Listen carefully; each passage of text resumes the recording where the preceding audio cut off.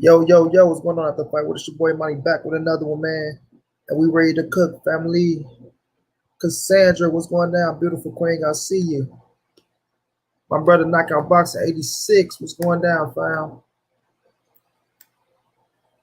Dalton Boss, what's going down? ABN, my motherfucking bodyguard, my big bro. Let's go ride with me, right or wrong. Omega, what's going down, big bro? He says, August. I think they scraped off Keith Thurman.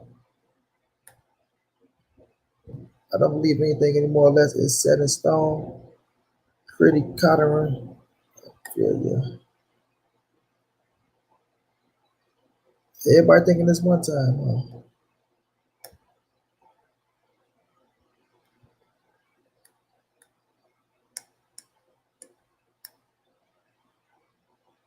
What's going down, bro?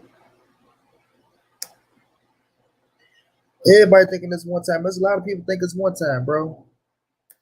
You know, I had one time in a I really did have I had him on the thumbnail, but I took him off. I'm gonna stick to my guns. I'm gonna stick to my guns, and I got my reasons. I'm gonna let y'all know my reasons. And I need my eye drops so y'all can see this. I always red, man. If it's pay review, it got to be Pacquiao.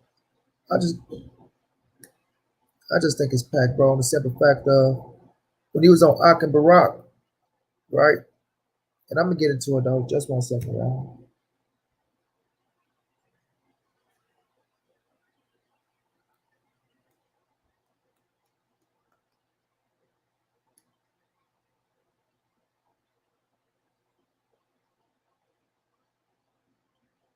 Yeah, it was gonna fight Mikey, but he not.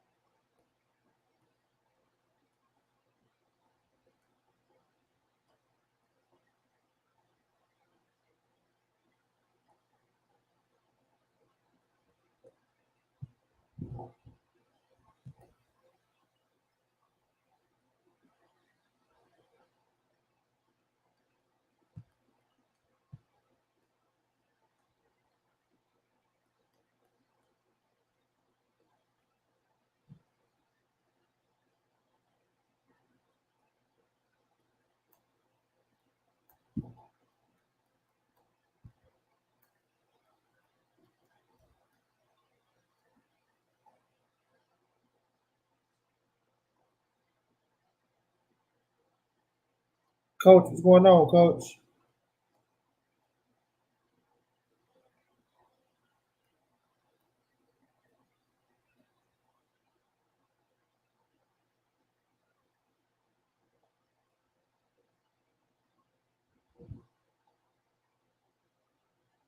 Same people. But yeah, fam.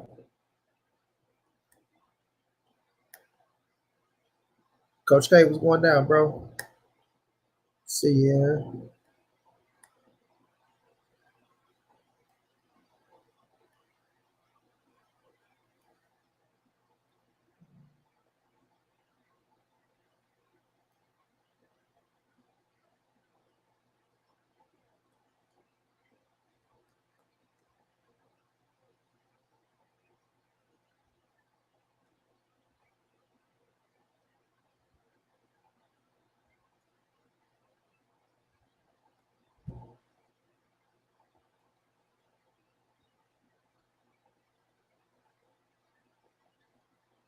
I'm coming, fam. Y'all give me 1 second.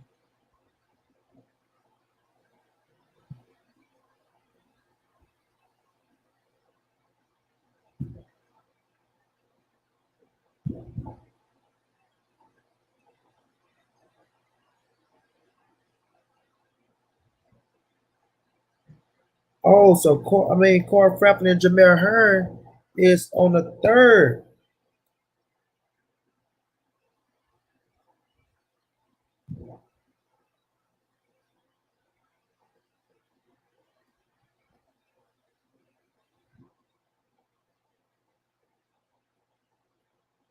So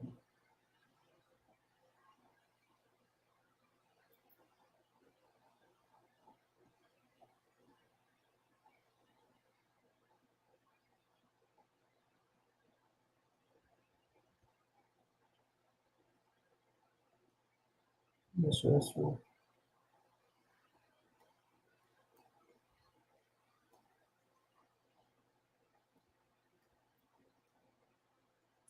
Man, Chad, I see you. I'm gonna drop the link in a second, bro. Yep, that's the fight. Frampton and Hearn. That's what's up.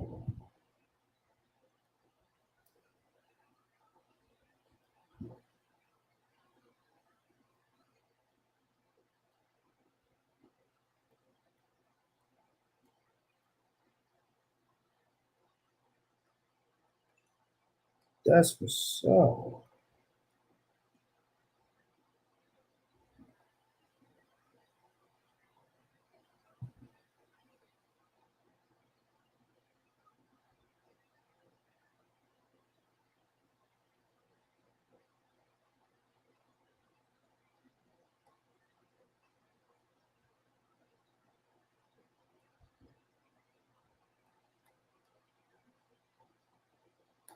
Key, what's going down, bro?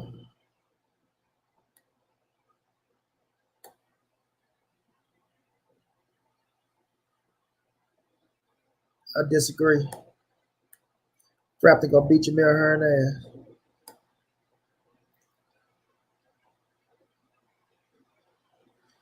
Yeah, Frampton gonna beat him.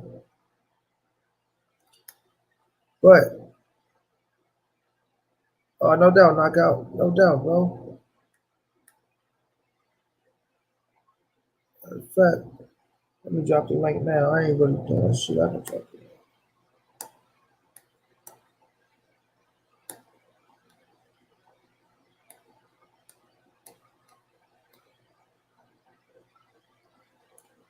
Ain't no step at night and day. Until I heard it ain't no mercy, that is how we made.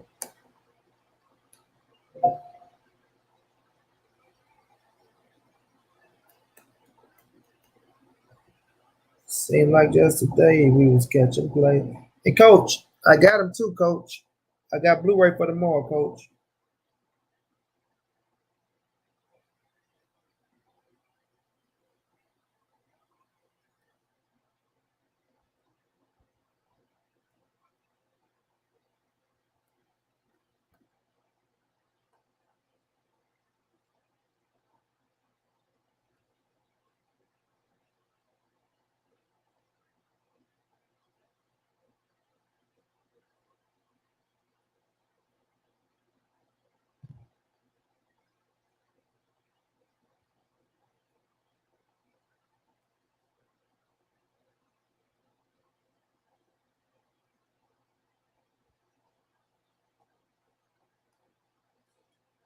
All right, fam. So the link is dropped for the real ones.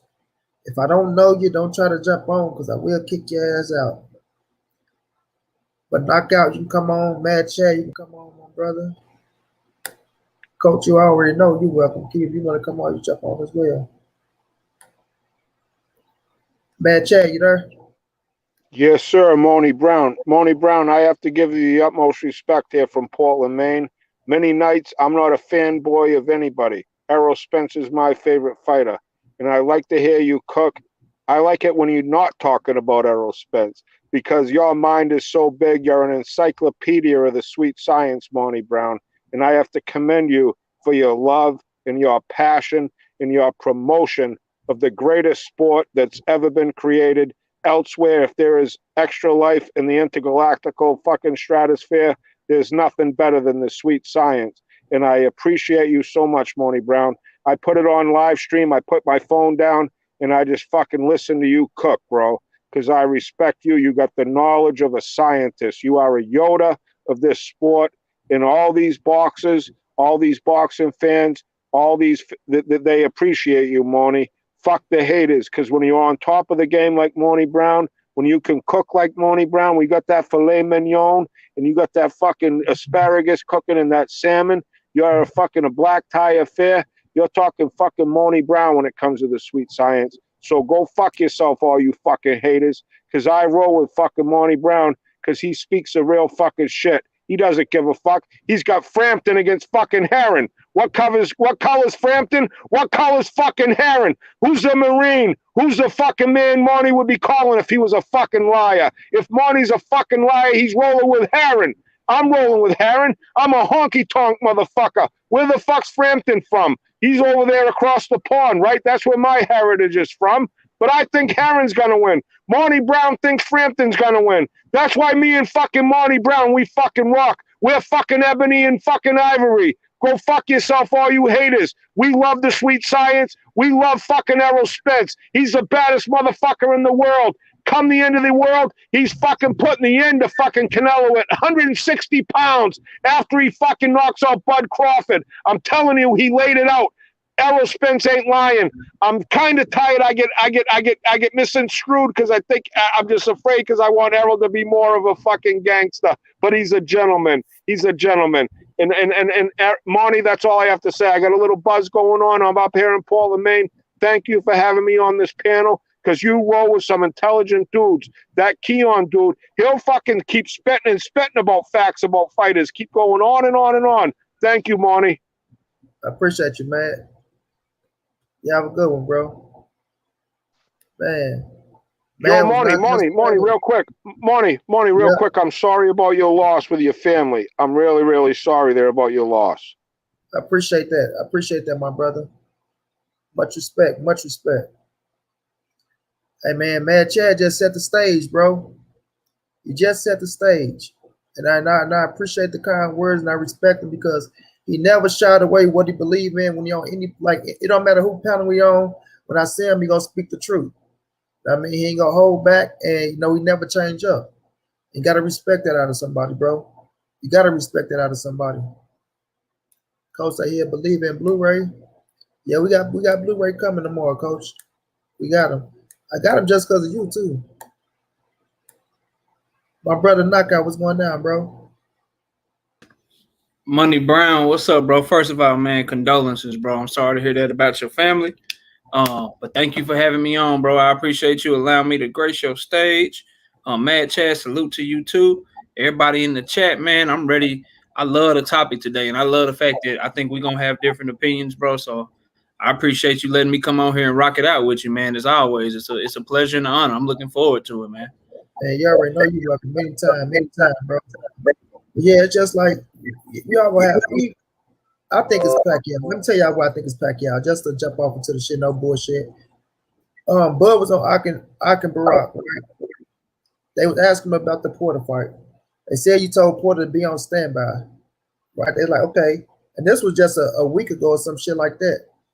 And they was like, so you said you got other plans, right? So it's Pacquiao, right? So he was like, yeah, but a minute to the shit, like, yeah, if my other plans don't work out, then we'll be visiting him. You know what I'm saying? And they like, so it's Pacquiao. He like, yeah. So Like if it fall through, then we'll be talking to Sean Porter. So to me, bro, that's why I feel like it's hell yeah, Keith. I feel like it's Pacquiao, bro. You feel me? I feel like it's Pacquiao.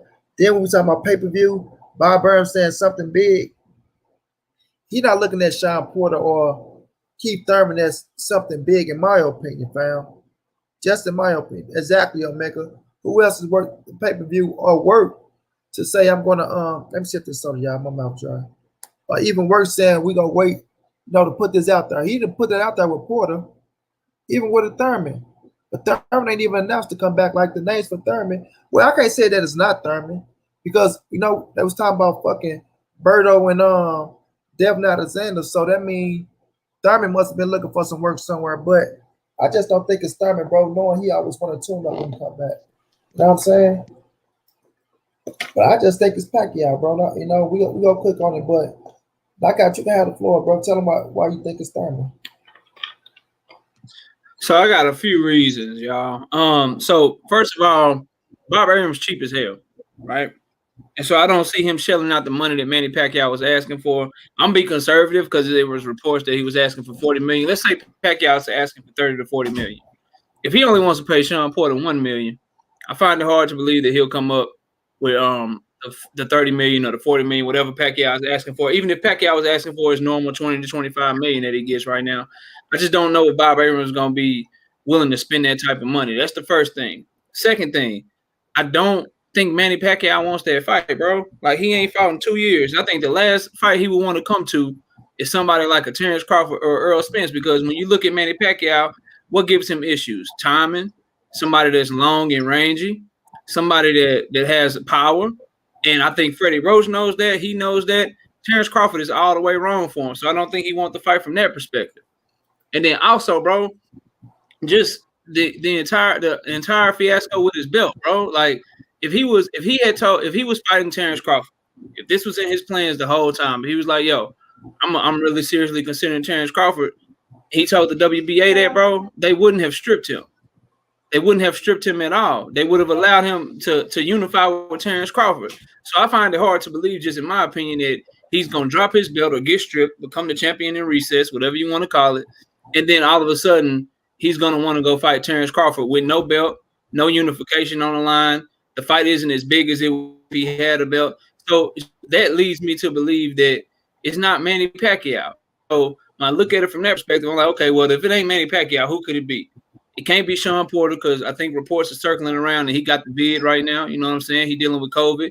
Much respect to him. Well wishes to him. I hope he gets better. I hope he doesn't have any lingering effects. I hate for a warrior and a champion like Sean Porter to have any issues coming back to 100%. So I wish him nothing but the full recovery if he does indeed have COVID-19. Now, so it can't be Sean Porter. The only other fighter, and it can't be Virgil Ortiz, even though that would be a good fight in my opinion, he's not pay-per-view worthy. So the only other fighter that I think Bob Arum would come in and really like think of a pay-per-view for, bro, would be somebody like a Keith Thurman. He just came off a pay-per-view. I said it's like a contender. If you want a link, let me know, bro. Salute, contender. Salute, contender, yes, bro. Contender in the building. Go ahead, yes, sir. Yeah. And so I think when you look at it like that, bro, I think Keith Thurman coming off of a pay-per-view with Manny Pacquiao, he's well known. He gonna sell the fight. He gonna talk that shit. And honestly, in my opinion, to a boxing fan, I will give him credit for both fighters. I'd be okay with either fight, but all that leads me to believe that it has to be Keith Thurman, bro, because I don't want to say it's stupid, but it would make no logical sense, in my opinion, for Manny Pacquiao to now choose Terrance Crawford after getting his belt took and ducking him for damn near the last decade. So that's why I think it's Keith Thurman, bro. I'm gonna say this, and I'm gonna let Chad give his opinion on who he think. This is why, because Bob not coming out of his pocket for this fight. You feel me? He's not coming out of his pocket for this fight. He got people putting up bread for the fight, and the fight is not gonna be here. You know what I'm saying, the fight not gonna be here. So when I look at the situation, bro, and like I say, by him speaking, by Bud coming out his own mouth saying it was Manny Pacquiao, and if there's no Manny Pacquiao, then he will be visiting Sean Porter, right? And like I say, who knows if the fight fell through or not? It could be somebody else, but I'm just going off of what he said, you know what I mean? So you gotta remember, OGKQKC, what's going down, bro? Um, KQKC, what's up, bro? Hope you living good, OG. Hope everything going all right with you. when Pacquiao got stripped of the title, you got to remember he was going after the little fucking Ryan Garcia. That was his plan. He didn't want to try to go to. He wanted the UFC boy Conor McGregor, who got knocked the fuck out first. He wanted Conor McGregor. They were trying to get some things put in play that the belt can be, up for grabs for him and Conor McGregor, which one gonna never happen. But then after that, he switched over to try to get Ryan Garcia. He tried that. People keep thinking that wasn't real. Man, Key did our research. That's real. Pacquiao team reached out. They didn't want to try to do that shit. That's why Ryan blew the tank fight off and tried to go fuck around with Pacquiao. You know what I'm saying? So when they seen that shit, they looking at it like, man, you holding us up. You know what I'm saying? You holding us up. No, Terrance Crawford was not the play. He was not the play. They didn't want Terrance Crawford. They was in talk with Mikey Garcia, but the shit fell through. You know what I'm saying? It fell through. And I guess Crawford must have doubled back, you know what I'm saying, and said, fuck it. What you want to do? What we got to do to make this fight happen? 10 million looked like it was his number, in my opinion. And I feel like, they making that shit happen, bro. I feel like they making that shit happen. Even though he's saying that he don't want Bud, I don't think he wanted Bud or Earl neither. But I think that money talking, you know what I'm saying, that money talking, and I think it's somebody from, one of these motherfucking Muslim countries that's putting the money up, and the fight gonna either be in the Middle East somewhere or in Dubai, you know what I mean? So it's gonna come to fruition real quick. We'll get this news tomorrow, Tuesday, no later than Thursday, hopefully, maybe on Wednesday. Who knows when they want to drop the ball, but we know the announcement is coming soon for us to find out. But I'm gonna hold on to my guns and say it's Pac-Man. Mad Chad, who you think it is, Mad Chad? Yeah, I'll tell you, I get up, I keep my ear to the pavement, you know what I mean? I follow Monty Brown here on YouTube. If you want to keep your ear to the pavement, subscribe to Monty Brown and subscribe to Knockout Boxing over here. These guys got their ear to the pavement. They know what's going on in this game. Monty, you're so right. Whatever with this fight will happen, if it does, it's going to definitely be in the Middle East, Saudi Arabia, Dubai. It's definitely going to be there. But Manny, he has nothing left to prove. And like Bob Arum, he's definitely an old, senile, greedy dude. He's worth $250 billion. I don't know. He's worth so much more. He has more money than blades of grass in Indiana. The man's loaded. He's past his time. He's got to step out of here because he's shortchanging a lot of these fighters. And yeah, he's putting on the best fights because he's shortchanging everybody. If you don't have nothing and someone offers you $1 million, it looks like the paradise in heaven. It looks like you just went to heaven when you're living in the pavement and you're taking the bus and you don't have nothing to live on. And this Bob Arum comes in and shows these fighters a lot of the, here it goes, and he can do it. His time's done. I give my respect to the old man. But the minute Bud can get away, Snoop Dogg already said, Bud, come with me. I want to announce a Bud Crawford fight. And I see the only way the Spence Bud Crawford fight. I don't want to talk about Manny because he's past his prime. He's 42. He's been inactive almost 2 years. I mean, he's a legend already. He has nothing left to prove. I want to see him fight Mikey Garcia because I don't want to see him fight Bud because I think Bud will pound the fuck out of him because and I think Spence would fucking annihilate Manny. Just for the fact that Manny's an old dog. We saw Povetkin. Manny's been through the wars. I mean, this dude's been through wars, and time waits for nobody, fellas. We've seen it all. With all these fighters, time waits for nobody. Once you lose, it doesn't matter who you are. And but Monty, I don't know where you're going with this because you guys know all about these belts, the silver belts, the gold belts. They get franchised, they go down in this. I don't understand all the game because I've been away for a long time. I just remember the four kings. You know what I mean? Hagler, Duran, Leonard, and I want to even say Wilfred Benitez, Hearns. I mean, there's five there. There's five kings of the era that I was rocking with, and these guys just need to fight each other because Bud ain't getting no younger. And Errol's in his prime right now. I'm telling you right now, strap season is ready to roll. I'm not going to lose my faith in Errol. He's been my favorite fighter for a long time. I'm not going to lose my faith. And after Monty had that interview with his sister, I was so perplexed and just in honor of how close-knit of a straight family that they are. Because that's what keeps these people together, the close-knitness. And I see Bud has that same type of family.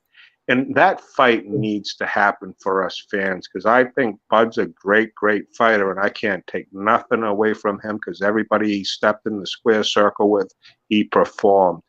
And the same thing goes with Mr. Spence. And that's all I want to see. Manny is kind of just like da-da-da.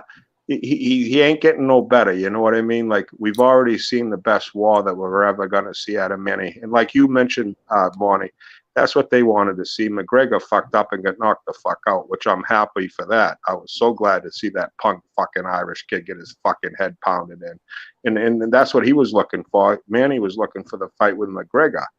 And it did, and it fell through. So now I think Manny's going to fight Mikey Garcia, because Mikey's a fucking world champion. He's a fighter, and he has a huge fan base. And I think that's the lowest risk, highest reward for Manny to go out. But he would get annihilated with Crawford or Spence. I agree 120%, man. I swear I do. Hey, man, do you want Manny out the game? Do you want him to just go ahead and retire? I wanted to see him pound the fuck out of McGregor, which that fell through. So I think him and Mikey Garcia would be a great fight. That's what I would like to see. Did you give Mikey a chance? Did you give Mikey a chance? Yeah, oh yeah, Mikey goes in there. Mikey's a hell of a fighter, Monty. I'd give that's a 50-50 fight. Yeah, I feel the same way, 120%. Hey, salute, Manny. Salute, Jet. What's going down? Not much, man. I'm at work, so you know, my usual turned up self. I might have to knock it down a little bit, but it's all good, bro. I just want to come on because I seen the topic that you was talking about. You talking about Terrance Crawford possibly fighting Pacquiao on pay-per-view. We know he's fighting somebody on pay-per-view. They already came out and said it. But in my personal opinion, I think it's either Keith, because that make a lot of sense, or Sean Porter, actually, just to keep real with you. Even though they've been saying a bunch of BS about he ain't worth $1 million and all that, bro, that could just be front street negotiating, if you understand what I'm saying. It's, you know what I mean? Like, if I come out and say I want $3 million and then you say you want $1 million, we already know we gonna meet in the middle somewhere. You understand what I'm saying? So, hey, what y'all doing? Okay. Porter got hit with Corona too. Oh damn, I didn't even know that. I heard somebody say that last night, but I ain't even know that. So that's out the question right there, because they're gonna have to go through all kind of protocol before he even touched that ring with any one of them men. So what I think gonna happen is, I don't think it's Pacquiao, because he ain't finna fight, like he said, he ain't finna come off no 2-year layoff before that, dropping a belt. You understand what I'm saying? To fight Terrance Crawford? Nah, bro, he gonna have to have a tune-up before that happens. But I think it's gonna be Keithy food. Just to keep real with you. I think it's gonna be Ponytail, and I think it's gonna be a damn good ass fight. Everybody gonna be cute. I wish it was honestly, I wish it was Mikey Garcia. Terrance Crawford versus Mikey Garcia. I know who would win, but that would be a technical, phenomenally good ass fight in my opinion. I think the motherfuckers be jabbing shit out of each other until Terrance Crawford start with his ass. You know what I'm saying? You gonna say something, man? Yeah, no, people just got to realize inactivity means something. I'll tell you right now, I'm 51 years old. I've seen fighters fight. And when you become inactive, when you're 40-year plus, the hands of time wait for nobody unless you're LeBron James or Tom Brady. And they both have not been through the wars of a Manny Pacquiao. And that inactivity scares the shit out of me. And that's all I'm saying. Mikey Garcia is just he's not as old as Manny, and Mikey Garcia is a hell of a fighter. He is. I respect Mikey. 4-division world champion. One of the most technical fighters ever, right? That man was on the pound list. Yeah, Mikey is like one of he can fight his ass off, bro. Like, people looking at their Errol Spence fight and they get shit missed and screwed. Like, everybody not gonna do Mikey like that. You know what I'm saying? And look at that end of the 7th round with Mikey Garcia and Errol. That end of the 7th round, Mikey was chasing Errol down. Mikey is a pit bull. Mikey Garcia is a pit bull. Believe me, he is not one to look over. At all. I give him I kind of favor Mikey in the fight. I kind of favor him in the fight. You feel me? Bro, I really do. But just looking at the situation, man, with Bud, you know, it's a win-win for him. Hopefully, it's a big name, whether it's Pacquiao, Thurman, or Porter. It's his biggest fight of his career. It's going on pay-per-view. So they trying him on pay per view again. Sorry, I got mints in my mouth. They trying the man on pay per view again. It shows they trying to up the status to compete with Errol Spence when he do come to the table for the negotiation. Hopefully, if he come back to the fucking table, saying he leaving this shit alone, things of that nature. But they trying to make him back into a star. And then I remember Bob Earn saying he wasn't trying to do no pay per views. He wasn't trying to do pay per view because he felt like we in the pandemic, things of that nature. Feel like so yeah, so now that we we here now, I just it's just something in my heart and my gut just telling me it's Pacquiao, bro. Like I know y'all saying this about Pacquiao and the inactivity, things of that nature. But if Bob got somebody to put the 50 million up and Pacquiao's getting 40, he don't give a fuck who it is in the ring. For the 40, he gonna get his ass in the ring. And I trust Pacquiao to come back and put up a better fight. I ain't saying Thurman ain't gonna come back and fight because he's saying he's feeling better than he ever felt. But I just feel like Pacquiao, with his experience, bro, he gonna come back and I think he'll make it a better fight coming off the 2-year layoff than Thurman coming off the 2-year layoff. You feel me? I feel like Thurman layoff different. Hold on, Spencer. Let knockout go. I feel what you're saying, bro, and all of that makes sense. The one thing I would add too that I haven't really touched on yet is like the mindset of Manny Pacquiao. So the mindset of, hey, I'm coming back, I'm finna get this bag with McGregor. Or hey, I'm coming back, I'm gonna go ahead and bring Ryan Garcia up 2 weight classes, and then I'm gonna get that bag with him. To go from that mindset to shit, I'm finna go ahead and take on Terrance Crawford. To go to that mindset, like that's a complete 180. And so that's another point I would make that I don't think it's gonna be Pacquiao. But also, bro, to your point though, I've caveated it all with this. If they got the money, if they paying him $40 million, he'll get in there with Terrance Crawford. But all things being equal, if he ain't getting that bag like that, which is damn, $40 million is damn near 2 times what he usually get. So if he getting that regular bag, I don't think he's getting in there with Terrance Crawford for that because I feel like he knows it's a bad matchup for him. So that's all I wanted to add to, bro, because I pretty much said everything else that I thought about it. But his mind, like, I just find it hard to believe that his entire mindset would change like that to go from, I'm finna pull up this kid that can't really mess with me. I'm finna fight this MMA fighter that can't really mess with me, to okay, I'm finna just take on Terrance Crawford. Like that's a complete 180 to me. And I don't know how he would have come to that decision if not for the money, bro. If they got some sheik somewhere or whatever you call them down there in Saudi Arabia or India or wherever, bro, and they about to drop that big bag, shit, I'll get in the ring with Terrance Crawford for $40 million, let him knock my ass out. So I know Manny Pacquiao. I fight that motherfucker for $1 million. So you picking Mikey over Thurman, Porter, Ugers, and Garcia? What you mean? When you say who, what you mean by that? Nobody said they picking Mikey over Thurman, Porter, Ugers, and Garcia. But yeah, what you want to touch on? Spencer, you wanted to say something before I told you that knockout go? Yeah. I want to say the difference between Pacquiao layoff and Keith Thurman layoff, I feel like it's 2 different. Like, okay, I feel like Pacquiao's layoff was kind of like inactivity, not knowing who to fight. I feel like Keith Thurman was healing up all them damn excuse injuries. You understand what I'm saying? So if he come back and he say, I feel like the old one time and stuff like that, it shouldn't be no excuses because the first time you had that 2-year layoff, you wasn't really fully healthy. Came back because of that bag, because of Pacquiao. We all know this. We know that elbow wasn't 100%. I'm not making no excuses for him because y'all know I be getting on that ponytail. We gonna say that Caesar fade now because he don't got the ponytail no more. I'm gonna tell y'all, when next time we see Keith, don't be surprised if it's pre-elbow Keith, bro. People be sleeping because listen, I was a Keith fan before I was an Errol fan, but let me explain why. Because I didn't know who the fuck Errol. Excuse my language. I didn't know who Errol was at first. Like he was, I knew who he was, but I didn't know who he was. You understand what I'm saying? Like I was a fan since Keith whenever he was in the "Don't duck me, son. Don't duck me, son." You understand what I'm saying? So yeah, that was in the game. That was in the game before Errol. Yeah. It really hurt my spirit whenever that young buck came up and he was acting like he didn't want no smoke. He was acting scared, but I feel like he knew he would get his ass demolished because of them injuries. He knew, okay, I can fight Porter. I feel like Danny the one who fucked up his elbow though. But I can fight these two because I'm way more athletic than them. I can out athlete them. but he looked at Errol and was like, man, I got to be 100% if I'm going to go fight this cat.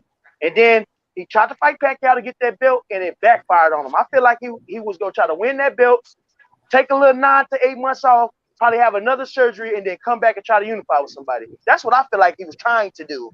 You understand what I'm saying? But went in there, you took that loss. You took an embarrassing loss to Pacquiao, in my opinion. What I mean by embarrassing is Keith Thurman was a top 3 welterweight. You lost to this. I understand he a legend, but like the man just said, he get in that ring with Errol Spence and Terrance Crawford. Pacquiao go one man. You see what Marquez did to his ass. You understand what I'm saying? They might injure and retire that man. So he fought elbow Keith Thurman with the bone spurs and all that. I know what bone spurs is because I got it in my ankle. So I know that, like, bro, I wake up some morning, I can't even walk. So I'm not gonna give him that excuse. That stuff hurts bad, bro. So I was on his helmet, but I understand you can't just be out here fighting elite people with power. Like Earl ain't just no Polly Malignaggi. He could have fought Polly 85 times with a cast on and wasn't nothing gonna happen. You understand what I mean? So back to the what I was saying, it's either gonna be Keithy Poo. I wish it was Porter, but he got COVID, and it might be Mikey. But Pacquiao is out of question because he gonna need a tune-up before he touch anybody in the top 5 again. And that's just my opinion. I feel like that about Keith Thurman, but I'm gonna say this: even though Keith Thurman lost that fight, and I'm gonna let you go knock out. Even though Keith Thurman lost that fight, bro, like he really was in the fight. Like to me, it was his fight to win. Even though he got dropped, like he didn't want to continue to try to he tried to continue to fight. Like at the end, like usually when Keith Thurman in the fight, y'all check him out in the second half. He'll fight the first half, then he'll try to box the second half of the fight. And that's what fucked him up with Manny Pacquiao. He tried to fight the second half of the fight because he got dropped. And he knew that Manny was bringing it on himself. So when he was in there, and if you go back and look at the rounds, he was winning the rounds, right? He was winning the rounds, but he is trying to stick there and fight at the end. And he'll let Pacquiao land some shit at the end of the round. And the crowd will go crazy. You know what I mean? Then they'll swing that shit towards they'll swing that shit towards Pacquiao because Keith was doing his fucking thing in there, bro. Like he was fucking Pacquiao up as well. But he fought instead of being smart. And Keith Thurman is usually smart in the second half because to me, like I tell y'all, he's a front runner. Keith Thurman is strong for the first 6 and the last 6, maybe the first 6 or 7. And the last 6 or 5, he tried to cruise his way through and now box your ass to a victory. If you see he can't get you out, and it's smart on him. But with Manny Pacquiao, he tried to sit there and try to bang it out at the end. And you know, Manny is a banger, and you know, Manny land them flurries and all that shit. And you know how the crowd go; they can persuade the judges like that. Go ahead, knock out. Hold on, first, Lori, what's going down? Queen, drop the link so they can subscribe to the Facebook boxing group and knock out. You make sure you drop the link as well. Yeah, I got you, bro. So a couple of things. Pacquiao wanted to address this. So Pacquiao said he never turned down a Crawford fight. Pacquiao also said he wanted to fight Errol Spence. So, you know, he got in the ring with him and said that he was open to that fight, and we all see how that went. One thing I want to one thing about that I would be more interested in and why I think it'll be Keith Thurman and why I kind of low key want Keith Thurman is because of that dynamic that you just mentioned, Money. Like Terrance Crawford has a propensity to start slow. Keith Thurman starts fast. So that contrast, you know, let's me think that it'll be a highly competitive fight and a close fight down the end. That was a good breakdown right there. And so with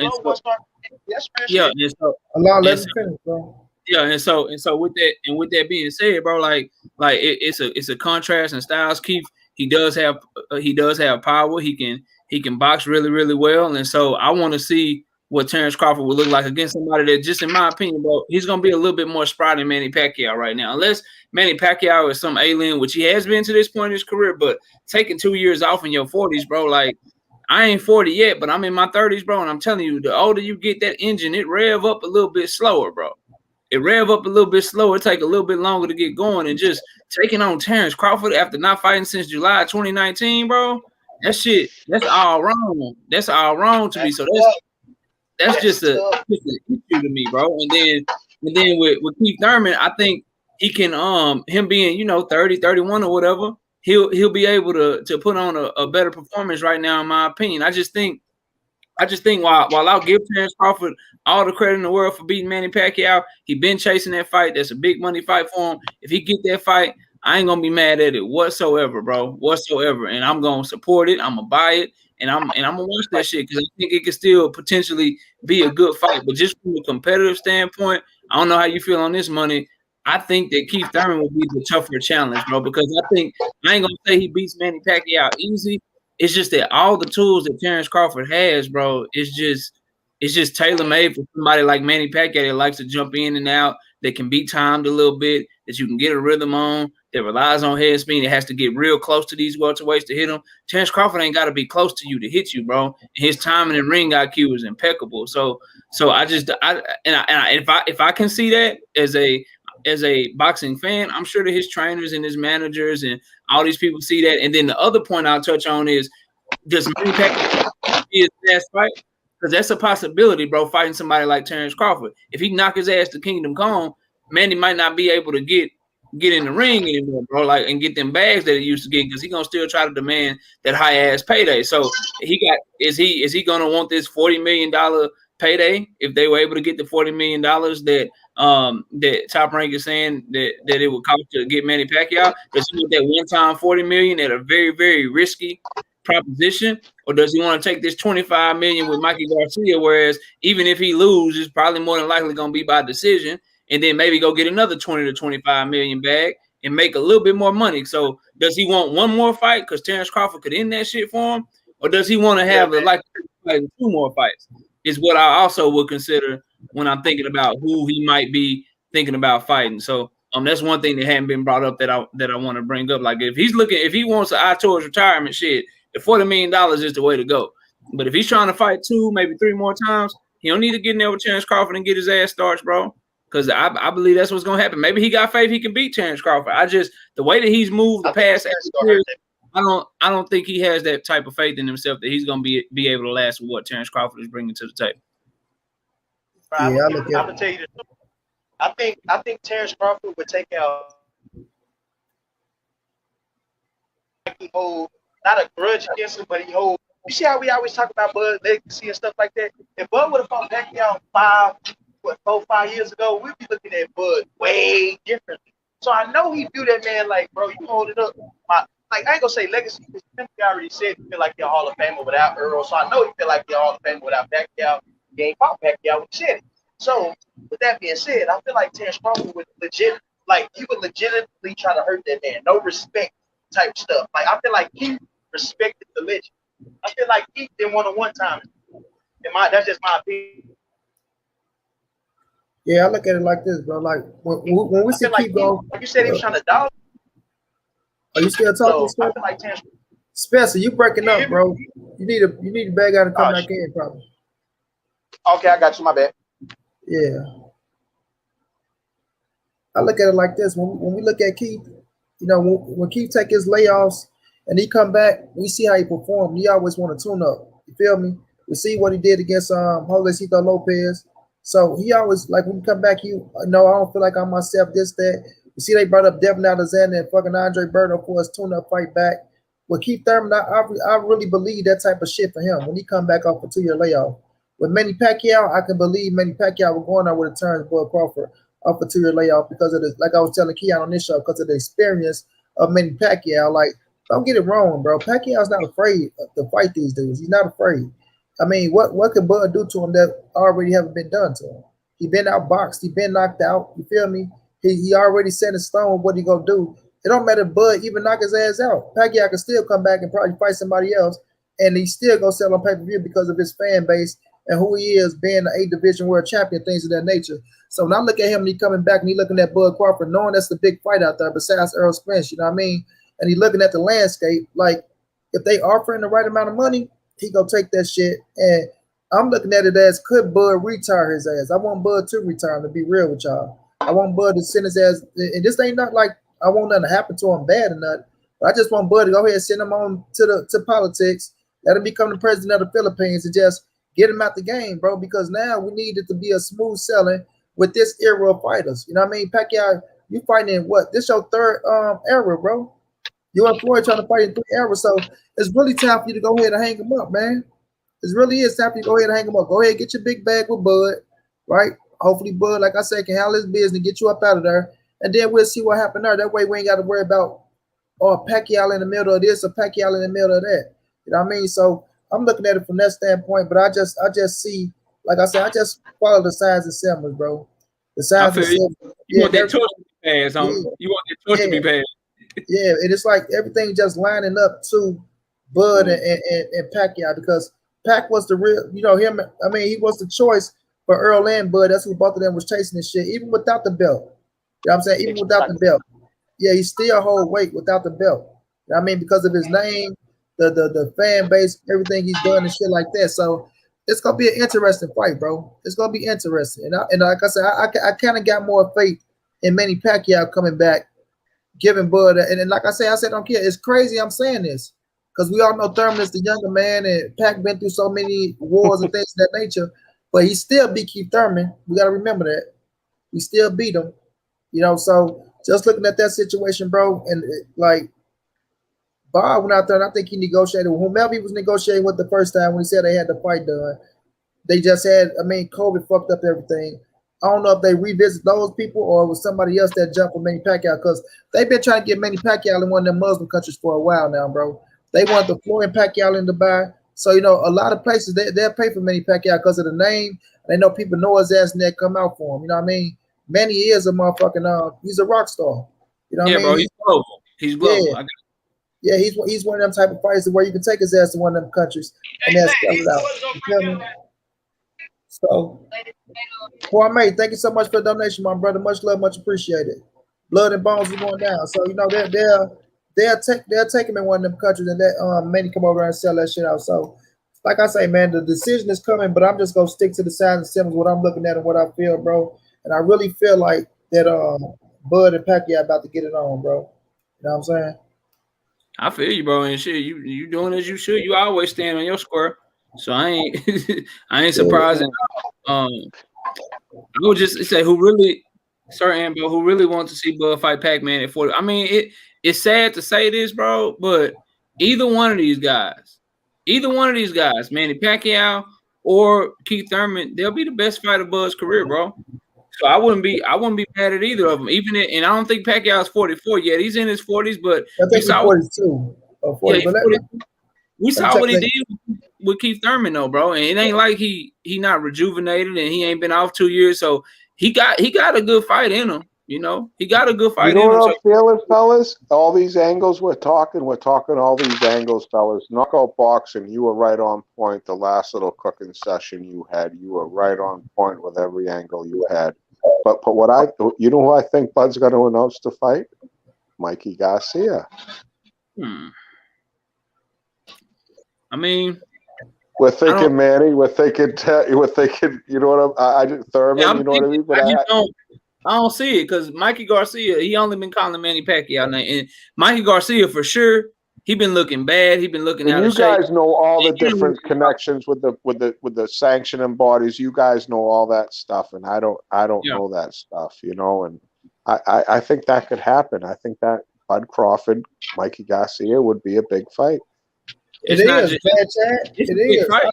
It's a big fight. I wanted that fight, man. But Bud had came up to 47. I'm let you go back out. But he came up to 47. When Mikey had came to 40, Bud had came up. So I wanted that fight bad as fuck. And I still want that fight at 47. But I don't think it's Mikey. I don't think Mikey dropped out the conversation with Manny Pacquiao and jumped into a conversation with Terrance Bud Crawford. You know what I'm saying? I don't know about that one. And then Bud and them knowing Pacquiao is still sitting right there, so and I don't know if Mikey want to do business with Bob Arum, knowing their history and things of that nature. Not saying they won't, because money talk, bullshit won't. But Mikey wanted 10 against Pacquiao to try to get him 6. So he damn sure ain't getting no 10 for Bud. You know what I mean? So if he was willing to take a motherfucking 6 or 5 for Bud, you might as well went on ahead and fought Pacquiao with the bigger name, you know what I'm saying, for us pay-per-view and things of that nature. So we'll see though. But like all these names is credible, bro. Mikey, Thurman, Porter, and Pac. So we'll see. But go ahead, knock out. You can finish, bro. Yeah, I was just saying to the Mikey Garcia point, like the other thing about it too is like he it's about what's gonna make him the most money. And like you were saying, money, he not gonna drop out of talking to Manny Pacquiao with Manny Pacquiao still being out there to get into conversations with Terrance Bud Crawford. It's just I don't see that happening. And then with Manny, he brings so much to the table. Like he's going, your pay-per-view is gonna sell at minimum like 300, 400,000 at minimum. You know that fans are gonna come to the arena to watch him fight. So all these fighters, that's the fight that they want. Now for Terrance Crawford, it will mean more because he's been chasing them the longest. I wouldn't mind seeing Terrance Crawford fight Mikey Garcia though, but the question we got to ask ourselves: Mikey Garcia has been on pay-per-view one time with Errol Spence. Is Bob Arum really like Bob Arum? This is a chance to him. This is a risk to him because Terrance Crawford hasn't been on pay-per-view in years. So his first time being back on pay-per-view, he's gonna want a for sure thing. He's gonna want something that he knows he can make money off of. You feel what I'm saying? And Manny Pacquiao is that for sure thing for him. Keith Thurman is closer to a for sure thing than Mikey Garcia is. And so you got to look at it like what's going to make Bob Arum the most money, because at the end of the day, that's what he's about, bro. He don't give – let's not get it twisted. He don't give a damn about Mikey Garcia, Manny Pacquiao, Terrance Crawford. He don't give a damn about none of that shit. He care about how can I get this money, bro? How can I make this shit profitable for me? And the way for it to be most profitable is doing what Money said. You find somebody else to put up the purse that wants to host a fight, so you don't have to worry about doing that shit out of your own pocket. And you pair your fighter with somebody that you know has a track record of selling. And for whatever you want to say about Manny Pacquiao, oh, he got knocked out by Juan Manuel Marquez. Oh, he lost to Floyd real bad. Oh, he already had 7 losses. Whatever you want to say about him, what you can't say is that he don't sell, because Manny Pacquiao is going to sell with whoever you put him in the ring with. It's too many questions surrounding Mikey Garcia to me. The performance against Errol Spence was just too bad. And at the end of the day, if you're looking at it from the bigger picture, Terrance Crawford's fight is, how can I draw the line closer with Errol Spence when we hopefully fight for Undisputed? Can I get 50-50? If not get 50-50, what's going to make it closer? And we got 2 fighters in Keith Thurman and Manny Pacquiao that I think, while they may not bring it to 50-50, they damn sure give you a conversation to be had to getting better than 60-40. And so I think Bob Arum's thinking about that. I think Terrance Crawford is thinking about that. And so all things being equal, it got to be Manny Pacquiao or Keith Thurman. Money's rolling with Manny. I'm rolling with Keith. But both of those will be a far better bet than Mikey Garcia, in my opinion, for the money reason. Forget matchups. Forget who you think will win, who will put on a better fight. It comes down to who's going to make Bob Arum the most money, who's going to give them just a little bit more leverage in negotiations with Errol Spence when they hopefully are making this mega fight towards the end of the year, assuming that they both take care of their business and win their next fight. So that's why I think it's one of those two. I'm picking Keith, and my homie Money is picking Manny Pacquiao. I don't think Mikey Garcia is in the equation at all. Yeah, me neither. Mikey fucking around, end up fighting Sean Porter. Facts. No, I see the common opponent there. Errol fought Mikey, and I see Bud calling out Mikey just to see, hey, Mikey lasted with Bud. Mikey, you got to look at the common opponents there. Terrance fought Cal Brook after Errol. You know what I'm saying? And it just might be that setup, because I do believe these two are going to fight. It's not going to be under Bob Arum, fellas. This is going to be, the announcer is going to be Snoop Dogg. I'm telling you right now. Because they'll pay the money for those two to fight. Because this old man sitting there, he lost the bet on Teofimo, a great electrifying young fighter that beat the Matrix. You know what I mean? And, Teo said, bye, Bob. I got to go get the money with Gambosa. And it's all about the money. Monty said it. Money talks, bullshit walks. And that's the reality of the situation. And the only way I think, because Arum is done. I appreciate the fights that Top Rank has put on. I enjoy them because they're on free TV. I enjoy them and they're great fights. But the man is out of time and out of touch with reality. You can't be paying a fighter the same amount of money today as you did back in 1980. It's 2021. I don't care if there's a pandemic. It's everybody. It's all internet. The money's money. Inflation and everything, Bob.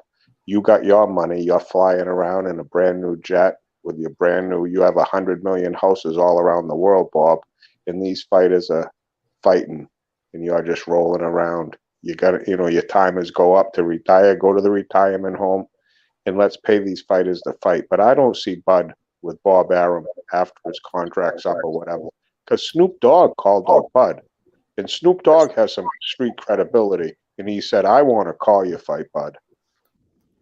Coach, OG, what up? What's happening? What's going down, Coach? What's going How down? you living, man? man? You doing all right? Yeah, man, I'm doing good, man. I don't think it's gonna be Manny or Mikey for sure. You rolling with your boy? Thurman? Oh, I said it yesterday. It's gonna either be Porter or it's gonna be Thurman. It ain't gonna be. It's not gonna because number one, it'll never be Mikey because Mikey is not gonna deal with Bob Arum. Not the way he talk about him. We know Real that. quick, you think it could be Porter even though he got the COVID?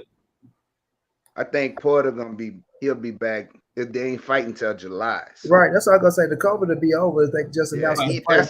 That ain't nothing but 2 weeks. So Sean was training before he even got sick. So, you know. But y'all know some people be having them after effects, Coach. Like shit, Povetkin look shaky. I don't know if Porter gonna be like, yeah, I just got the COVID. Let me go ahead and hop in with Terrance Bud Crawford. I just don't think Manny Pacquiao gonna deal with Bob either because of their history. You know what I'm saying? The history with him, the history with Mikey. They're just not. I don't think that's gonna happen. I think Mikey and Manny gonna end up fighting. I think they're gonna make that fight. I think that it's gonna either be Thurman or Porter. That's what I'm thinking.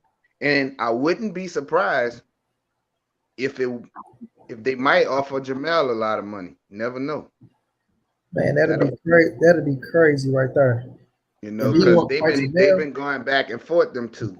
That's true. Shit, wouldn't Crawford have to drop his belt to move up to Jamel? Cause I know Jamel ain't gonna drop 3 of his belts. He ain't got to fight. Don't have to drop it. Don't have to drop it. Long as he do mandatories, he can still hold on to his belt. It don't. That's not even a problem. Right now, what he did is he did a mandatory win. Shit, was it Mean Machine? Yeah, that was his mandatory. Yeah. So I don't even know who the WBO mandatory is right now. Sean Porter's right now. He needs to fight Castano. Charlo needs to fight Castano. So they're not going. Sean Porter, you're gonna have to pay him step aside money for him to not fight him. But he never activated. But they will though if he try to go up. But I look at it like this because Pacquiao was in talks with Bob already. I think Pacquiao is more acceptable of working with Bob Arum than Mikey Garcia. Like Mikey holding I ain't gonna say holding a grudge, but they shit kind of went to court and they kind of lasted out to where, you know, it gotta really be big money for Mikey to sit down and talk. And that's the reason why I can see Mikey turn that 6 down, Coach. That $6 million, you probably like, man, fuck all that. Give me 10 or I don't even want to deal with you. But with Manny, he got a bad taste in his mouth, man. With Manny, because he set him out for 2 years, he had to spend that money in the court and all type of shit. But with Manny, you know what I'm saying? I think Manny more of a, you know, mature, like, all right, we can do this business. I ain't got to deal with your ass. I can just sign the contract. I'm over here with Al. Ain't like I got to see you, nothing like that. So it's going to be a lot to play into it. I don't think it's going to be male because like Mad Chad say, they was talking about, you know, he was talking about he one step away from Undisputed. He wanted the Undisputed work. Thurman, though, like I just so I said, I just can't discredit Thurman. You know what I'm saying? Thurman is probably to me, probably the second biggest name besides Manny. You know what I mean? And I look at Thurman, but we seen them announce Devin Alexander and Andre Berto, so that's a good thing to say. He looking for fights. You know what I'm saying? He looking for a fight. So if they offer his ass the right money, did he accept the fight? Like, okay, well, let's get it on. Shit, I say you want to go get me for cheap, but come with a nice price. So who knows? It might be Thurman out there, bro. So no, I ain't gonna shoot Thurman down, but just me, I think it's between Thurman and Pac, though. I think it's between Thurman and Pac. It might be Virgil. They ain't putting Virgil Ortiz on pay-per-view. Oh yeah, I don't think so. I don't think that'll pop. Man, Virgil got a big backing, bro. That's true. But Virgil got all y'all area, bro. Virgil got Texas on lock. He got Texas behind him for sure. But you think Virgil come back and go right into that fight? Crawford has nothing to gain from fighting that pit bull because that Virgil Ortiz is a dangerous, savage fighter, and I think he might be special. He's a very flawed fighter. But flawed, he's always going to be flawed. A lot of these fighters are what they are. You know what I mean? He's not ready. Yeah, but he's ready. not. He's Yeah, 22. Was he's not. Wilfred Benitez ready? Was at 17. You know what My I'm brother saying? King Palmer, salute. Was Sugar Brandon Ray House, Leonard salute. ready? How y'all doing? How y'all doing? Yeah, but that's a different. You talking about a different era and a different time. Sugar Ray Leonard Yeah. came out the Olympics. Jack Virgil Ortiz ain't come out the Olympics and was a gold medalist. And Sugar Ray Leonard was on. It was special. You got special fighters and you got good fighters. Sugar Ray Leonard was special. Virgil Ortiz is a good Yeah, fighter. yeah. That's Go, that. You can't compare Virgil Ortiz to Sugar Ray for sure. I agree with that. At all, okay. bro. At all, You man. know, you And I'm can't. looking You at can't. Virgil. Errol Spence is a special fighter. Bud Crawford is special fighters. You know, Floyd Mayweather is special. Those are special. Devin Alexander is special, and everybody's gonna see that in a little while. Virgil Devin Ortiz Alexander. could be I mean, special. That's all I'm Devin Haney. saying. Devin Haney. I mean, is a special talent. Did you watch Shakur Maurice Stevenson. Hooker? Maurice Hooker is a hell of a warrior. Maurice Hooker is a battler. This dude's He a have killer. no crack, Yeah, but he's a no killer. He's strength. going in there to fight. He has no strength. He has He no does crack. have strength. He broke his hand off his face. He broke his hand off the kid's face. Dude, This Ortiz dude. is a tough kid, dude. He's tough. Let me. I got a question for you, bro. How many times you put the gloves on? Who, me, myself? Yes. 50, no, over 50 times. I've been in the ring, 10, 20 times, with Okay. the bell. I So sparred many times. you know guys that strong who can crack and I mean physically strong, just can manhandle you. Hooker not manhandling nobody. He was weak at 140, and they didn't put a good strength and conditioning coach with him because that's what they should have did. If you're gonna get up in there with somebody like Virgil Ortiz, Virgil Ortiz did exactly what Ramirez did him. He wore him down and finished him because he has no strength. He's not strong. He's not a good hard puncher. If he had any kind of respect, a respectable punch, he could have made Virgil respect him. He caught Virgil with some hard shots. Yeah, he did. He did. And it didn't bother him. That's it. It didn't even make him think twice. No, it was like Leo Santa Cruz against Tank Davis. Same type of deal. Right. So Yeah. you have no strength. Maurice Hooker needs somebody to take him and give and help him with his strength and conditioning because he has talent. He don't move his head enough. That's one thing that he has a problem with. But he has talent and he got a big ass heart. You can't take that away. But coach, a lot of these fighters are what they are. You know what I mean? They are what they are. Like Roberto Duran kind of was what he was. Like he, changed weight classes, but he went in there to give one to take one. You know what I mean? A lot of these and he's 22. He's 22. It ain't like he's 17, like Wilfred Benitez that won a world title. I mean, some kids just can fight. And when I watch this Virgil Ortiz, he looks special to me. And I liked it. He said, I might not be ready for Bud. You see, you shake your head like he's not. But I just like that style. I like going in the phone booth style. I like that angle. I like his heritage. I like the way he wants to spend time with his family. I think he's a good kid. He goes in there to die, to be killed. He's going to go in there to die. And I like that attitude. I like that attitude because he's a true pugilist. And I think it has no reward for Bud at this stage of Bud's career. I don't think that Bud Crawford is going to fight Virgil Ortiz. Shane, how you doing, Queen? What's up, Shayna? Pros up, coach. I look at it like this. I like Virgil Ortiz as well, man. Chad. I like his style of fight. I like how he do get in there and he want to fight. I just don't think he's ready for Bud Crawford. For us, and like you said, man, he said himself, you don't know if he's ready, but he got the heart to get in there. He's not afraid to let his O go. So you got to respect a man like that. But when we're looking at this situation and we're looking at the stage that is on, I'm saying on pay-per-view, even though Virgil got a big backing, we don't know if that backing is going to press that button or what type of, how can you sell it? How can you sell it? Yeah, that's what I'm saying. I don't think it's going to be Virgil Ortiz. Yeah, it's not going to be Virgil. It's not going to be Virgil. Like Virgil still got some time to grow. And like Bob Arum, everybody's saying Bob Arum and Mikey's got bad blood. I agree. But Bob's an old man. He's getting ready to pass on. He's losing his wits. A lot of that's makeup money, Monty. You know what I mean? And Yeah. Bob's a billionaire. He's a trillionaire. He's got more money than blades of grass in Indiana. And a lot of that, when you get ready at the end of your time, it's makeup money. He knew he did the kid wrong. Bob's did a lot of guys wrong. It's makeup money. That's why I see it's got to be announced. Crawford, Garcia. He's stuck. Bob's still stuck in his old ways, though, too, man. You got to remember that. So, but he's losing his mind, Monty. When yeah. even when you get that old, you lose your mind. No doubt, but that don't mean he'll come back and be like, well, you know what? I fucked this kid over. Let me try to do this for him or do this for him, you know. So we all find out, you know what I mean? There's a lot of speculation going on, but we will find out. Mikey Garcia, Virgil Ortiz, Sean Porter, I rule them 3 out. Like Keith Thurman on the simple fact that Keith Thurman on the simple fact he coming back. They was in talks with him. Bob gave him an offer. He turned it down. He came out and said, "No, give me a better offer. We can make it happen." Manny You Pacquiao, guys are probably right. You guys are right. Manny Pacquiao. I mean, we don't know. We just speculated. Your speculation is just as right as ours. But everybody just giving their opinion.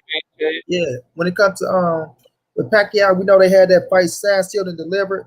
But before COVID, it was fucked off. So I just want to see. All right, Coach, I'm gonna drop the link for you again. I just want to see how my brother Tank. Thank you so much, Tank, my brother. Much love, much appreciated, champ.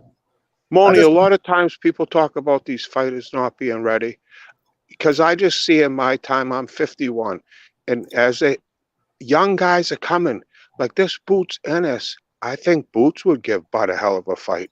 I think Boots would give Bud all he could handle. Boots is a big kid with flaws, but he's young and he's talented. I just said it, Chad. I said I'm gonna stop saying that too. If they feel like they're ready, I'm gonna get Coach back here. I say shit, I'm gonna let them go. But like Coach said though, back in the days, those dudes was special. Like Sugar Ray Leonard, but him and Tommy Hearns were fighting at 23 and 24. When Tommy Hearns fought Marvin Hagler, I think he was 24 years old, bro. These are the days, Monty. They look older than what they was. Right, Monty. These are the good old days. Everybody goes, remember the good old days? These are the good old days. And the stars of today are like the stars keep coming through. You're not a star that long. It's a freak show. Boxing has an expiration date. It's like a running back in the NFL. You only have an expiration date, and you only have that time to make the bag. And there's someone coming there's someone hungry. There's that Clubber Lang in the gym sweating that's coming from nothing. That's all he's living for. And a lot of these guys get comfortable, and it scares me because this game doesn't wait for nobody, because there's some Mike Tyson lurking in the corner. There's a Roberto Duran lurking. There's a marvelous Marvin Hagler right now eating raw eggs, doing push-ups and sit-ups, jumping rope with a picture of his next opponent saying, I'm going to kill him. I'm going to kill him. And that's the game we're dealing with. Monty Brown, I love the sport. Thank you so much for having me. I have a long day ahead of me tomorrow, and much respect to Knockout Boxing. Much respect to you all. God bless. Brush your teeth, say your prayers, hug your loved ones, and God bless. Hope to see you guys all tomorrow. Have a great night. You too, man, Chad. Appreciate you for jumping on the stream, man. You know you're always welcome, Chad. Salute, man, Chad. Philly, just said, Philly fight doctor. What up, Coach? He was younger than that Philly fight doctor. When Hearns fought Hagler, Hearns was like 23, 24 years old. Yeah, they were like 23, 24. How would you say it was? Yeah, he was even younger. Look at that first fight. The boy was young. But like Coach said, though, they were special. They were special, bro. TJ Sports Nation Money says that he thinks Thurman beat Crawford. What do you think? I don't know, bro. Hey, I like man, the fight. If Keith is healthy, Nah. I don't know, bro. I'm gonna say why you don't, Coach. I like the fight, right? I think it's a hell of a fight. And I said this: the first 6 rounds, Keith Thurman is dangerous for anybody, bro. That second half, Thurman has slow down, and I don't think he's smarter than Bud, Coach. I don't think he outthink Bud in the ring, and I think Bud take over in the second half of the fight. He win, you know. I don't see Bud knocking him out shit like that unless he hit his ass with a body shot. and fold his ass up. But I think Thurman keep it close from the 1st to the 7th, and I think Bud from the 8th to the 12th might take it from Thurman. Well, it's just like De La Hoya was and Keith Thurman is. They kryptonite is their body. That's their body. Shame, you know. Bud don't go to the body enough. That's the only thing. That's one of the things I don't like about Bud. He don't go downstairs enough. He's accurate up top, but you know, there's levels. And Keith Thurman is a hell of a fighter. Now Keith buzz him, bruh. Oh yeah. We know Crawford can be buzzed. We know that. You know, we done seen him get hit, and he get the stanky leg. You know what I'm saying? So you heard. You put him on Boogaloo Street, bro. So if Keith hurt early, you gonna try to jump. That's a fact. One thing I said too, Coach, like I would love to fight because Keith Thurman is known for starting so fast, and Bud is known for trying to fill you out and start slow. That beginning of the fight for me is gonna be dangerous for Bud Crawford, man. It's gonna be very, very dangerous for him at the beginning of the fight. But as Money said, Keith will trail off, and Bud could probably get him later on. But them first 5 to 6 rounds, it could get shaky for Bud Crawford because Keith will hit you with some shit. Keith will hit you with some shit and how you hurt out there, man. And it only take one from him, bro. So we gotta put a little bit. I think I'm not saying y'all, but people got to put a little bit more respect on who Keith Thurman is and what he's accomplished in the sport because he has had a lot of injury problems, but he only lost to Manny Pacquiao. Before then, ain't nobody beat him, bro. And it ain't like he was fighting some Rudy Pools and nothing, bro. He got in there with Sean Porter. He got in there with Danny Garcia. So you know the stuff that we giving Errol Spence credit for and give his resume credit for. Keith Thurman did that shit before Errol Spence. He did that shit when they were younger, when they were fresher, when they were even more so in their prime. So we gotta keep it real on Keith Thurman. Like he come in there, but it's a lot of ifs with him. But if he does come in there motivated, which I believe when it's a good athlete to a great athlete, it's just my personal opinion, they get up to the level of their competition. Like if you a Keith Thurman, if you a Manny Pacquiao, you know damn well Terrance Bud Crawford ain't shit to play with. So I expect that I'm gonna get the best version of you. Because if you go in there if you go in there thinking shit sweet, Terrance Bud Crawford will end your ass. And just like I know that, I'm sure they know that. So knowing the level of his competition, I think he'll be in shape. I think he'll be focused. In the same way if it's Manny Pacquiao, he know he can't play with Terrance Bud Crawford if that is indeed the opponent. So in terms of who I think will win that fight, I'll wait for the fight to get made to give my prediction, but I ain't gonna say it's a 50-50 fight, but shit, it's as close as it can possibly get. I say Keith Thurman and Terrance Crawford is like a 52-48 type shit, like a 53-47. Like it's a close ass fight, in my opinion. That's the roof. What's going down, bro? Yeah, I just feel like he can't outthink Terrance Bud Crawford. You know what I'm saying? He can't outthink him. I look at it as that first half gonna be competitive as fuck. Could he drop Bud ass early? It's a possibility he could, though. I just like when I look at the second half of the fight. Go look at Keith in every second half of the fight. They fight, bro. His ass, he start trying to box you and try to will his way to not will his way, but just try to outpoint your ass to a win. Besides the Manny Pacquiao fight, you know. And I think with Bud, I think he go kind of the same way. Yeah, I think Keith is smarter than y'all think he is. You know what Keith does? He get out, and if he get over 6 rounds under the belt, then he kind of backs off. Because he feel he done won the fight already. So that's the way he does. Now, when he was coming up, it was a different style, a different mentality, because he was a dog. He was hungry then. You know, I think the lifestyle, the money, the fame, it kind of gets to some of them guys' heads. You know, that's why God will, like Errol came out of this right, but God put him in check. You know what I'm saying? You need to get your mind right. This is what you want to do. Stop going and doing the things you're doing and get your mind right. And I think Keith Thurman has fallen under the same thing. You know, these guys start getting a big head to where they think that, you know, you got to pay me so much money and all of this. You know, he always said, I got my O and I was not scared to let it go. Well, he thought he was gonna beat Manny Pacquiao. First, he fought the wrong type of fight. He should have bullied Manny Pacquiao. That's what he should have did him. And every time he got Manny on the ropes, he'll throw a few punches and then back off of him instead of keep the pressure. That's how you beat Manny Pacquiao unless you floor it. You beat Manny Pacquiao by keeping pressure on him. I've seen how he lost fights. I saw how he lost fights in this early part of his career when he got knocked out. It wasn't the first time he got slapped asleep against Marquez. He was slapped asleep early in his career. So, you know, he's not a Keith Thurman is a hard fight for Bud Crawford. Keith Thurman is a hard fight for anybody. You got to get a man his respect. People think because he hasn't been out there and fighting, a dude wasn't healthy. All right, that's number one. And you got to be healthy, especially when you're dealing with elite athletes who on that elite level of boxing. You can't go up in there and not be at 100, because if not, they're gonna beat you. The flaw, anything that's paining you or hurting you. Now, don't get me wrong. You go into some fights and you got soreness from camp, right? But as far as healthiness with bones and stuff like that, you know, it took a lot out of Keith. Now, do I like the way Keith moved? No, I think he moved like a bitch. That's just my opinion. You know what I'm saying? But you got to give that man credit for the things he's accomplished in the sport. And the dude can fight, bro.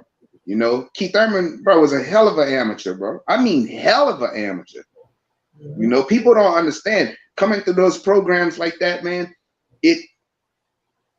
That's where you gain your learning. If he do this, I do this, and your body reacts to what another person does. Just like I tell everybody, boxing is a language, right? If I tell you a sentence, knockout. If I say knockout, what's your name? You tell me your name. It's a language. Boxing is, if he do this, how am I going to respond to his question? If I throw a jab, that's a question. My answer is, oh, am I going to slip or am I going to come over with the right hand? So it's a language. And that's what kids learn through the ropes. If he do this, I can't do this because I'm going to get punched in the mouth, because that's what happens to you in the gym. You see what I'm saying? So that's how you have to look at boxing. When you watch boxing, it's a language. If he do this, he has a tendency to keep doing this. So then you'll see somebody faint one time, dude commit, and then he catch him with some shit. It's just a language. That's all it is, back and forth. And I think Keith Thurman is. But now go ahead, Coach. Sorry. You can finish up, Coach. I ain't mean to cut you off. I was just saying, you know, that's a hell of a fight, man. That's not no easy fight for Bud Crawford. Keith Thurman has a lot of experience, and he's been at 147. Shit, he started off at 154. People don't know that. Keith Thurman started just like Errol. Errol started off at 154.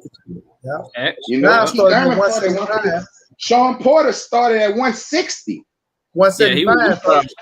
Yeah, big, I think it was 175. I think no, in the pros, he fought 160. In amateur, Sean fought high.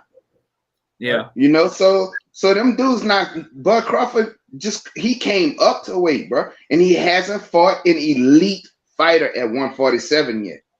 So we don't know what Bud can do as far as dealing with an elite fighter. He fought a damaged Kell Brook. We don't know what he'll do with the Danny Garcias. We don't know what he's gonna do with the Keith Thurmans. We don't know what he's gonna do. Jerron Ennis, he has a lot of potential. He's a great fighter right now, but he hasn't been tested yet. We don't know what's gonna happen when he get in them later rounds and gotta dog it out. Now he's a big ass 147. That dude is almost 6 foot. You know, he's taller than Errol. So, you know, man, that makes a difference. People don't get me wrong. Bud is he's like I told y'all last night, he put on the weight the right way. If you look at the kind of weight Bud lifting and shit, man, that's a strong motherfucker, man. That's true. But you know, I'm just tired of seeing him fight these mediocre fighters. That's it. Dude, we need to see you against a real fighter. Errol improved himself at 147. You've proved yourself in boxing, and I'm gonna give you the pound for pound because of what you've accomplished in boxing. But at 147, you can't come in and claim that you're the top dog when you're not fighting the best fighters. I don't care what nobody said, and I love Bud Crawford. If you're not fighting the best fighters at 147, because it's like saying a 147 pounder gonna give a fuck what a 126 pounder do. You think they give a fuck? They don't care. You're not in my weight class. Now I don't give a fuck what y'all doing at 126. Right. And that's how every fighter is. Man, I don't care what y'all doing. I might follow you and watch you fight. Yeah. But you're not a threat to me. I don't give a fuck. So, Bud, you did this at 140, dude. Since you've been at 147, you fought nobody but garbage. You put a Glass Joe motherfucking Amir Khan in the ring with him after he done been knocked out by Canelo. Come on, man. This shit is pathetic. Cold. That was it. Right. You fighting people who's not on your level, and you know they're not on your level. Your promoter know they're not on your level. So it's time to quit pussyfooting around and fucking, if this is what you want to do, if you want to become undisputed, if you want to fight at 147, you need to get up in there with somebody who's going to fucking give you a challenge. Because the guys you fight now, and if you make them look bad, then everybody going to be like, you know what, bud?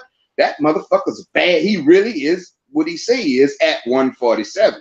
At 147. You know, then Errol going to have to give him his respect. And fucking, man, everybody just want to see the fight. I want to see the fight. I want to undisputed 147. I could care. Listen, I love Errol Spence. I've been following the kid since he was in amateurs, right? So I love that kid. I like his attitude. I like his family. I like the way he speaks. I like the way he carries himself, you know.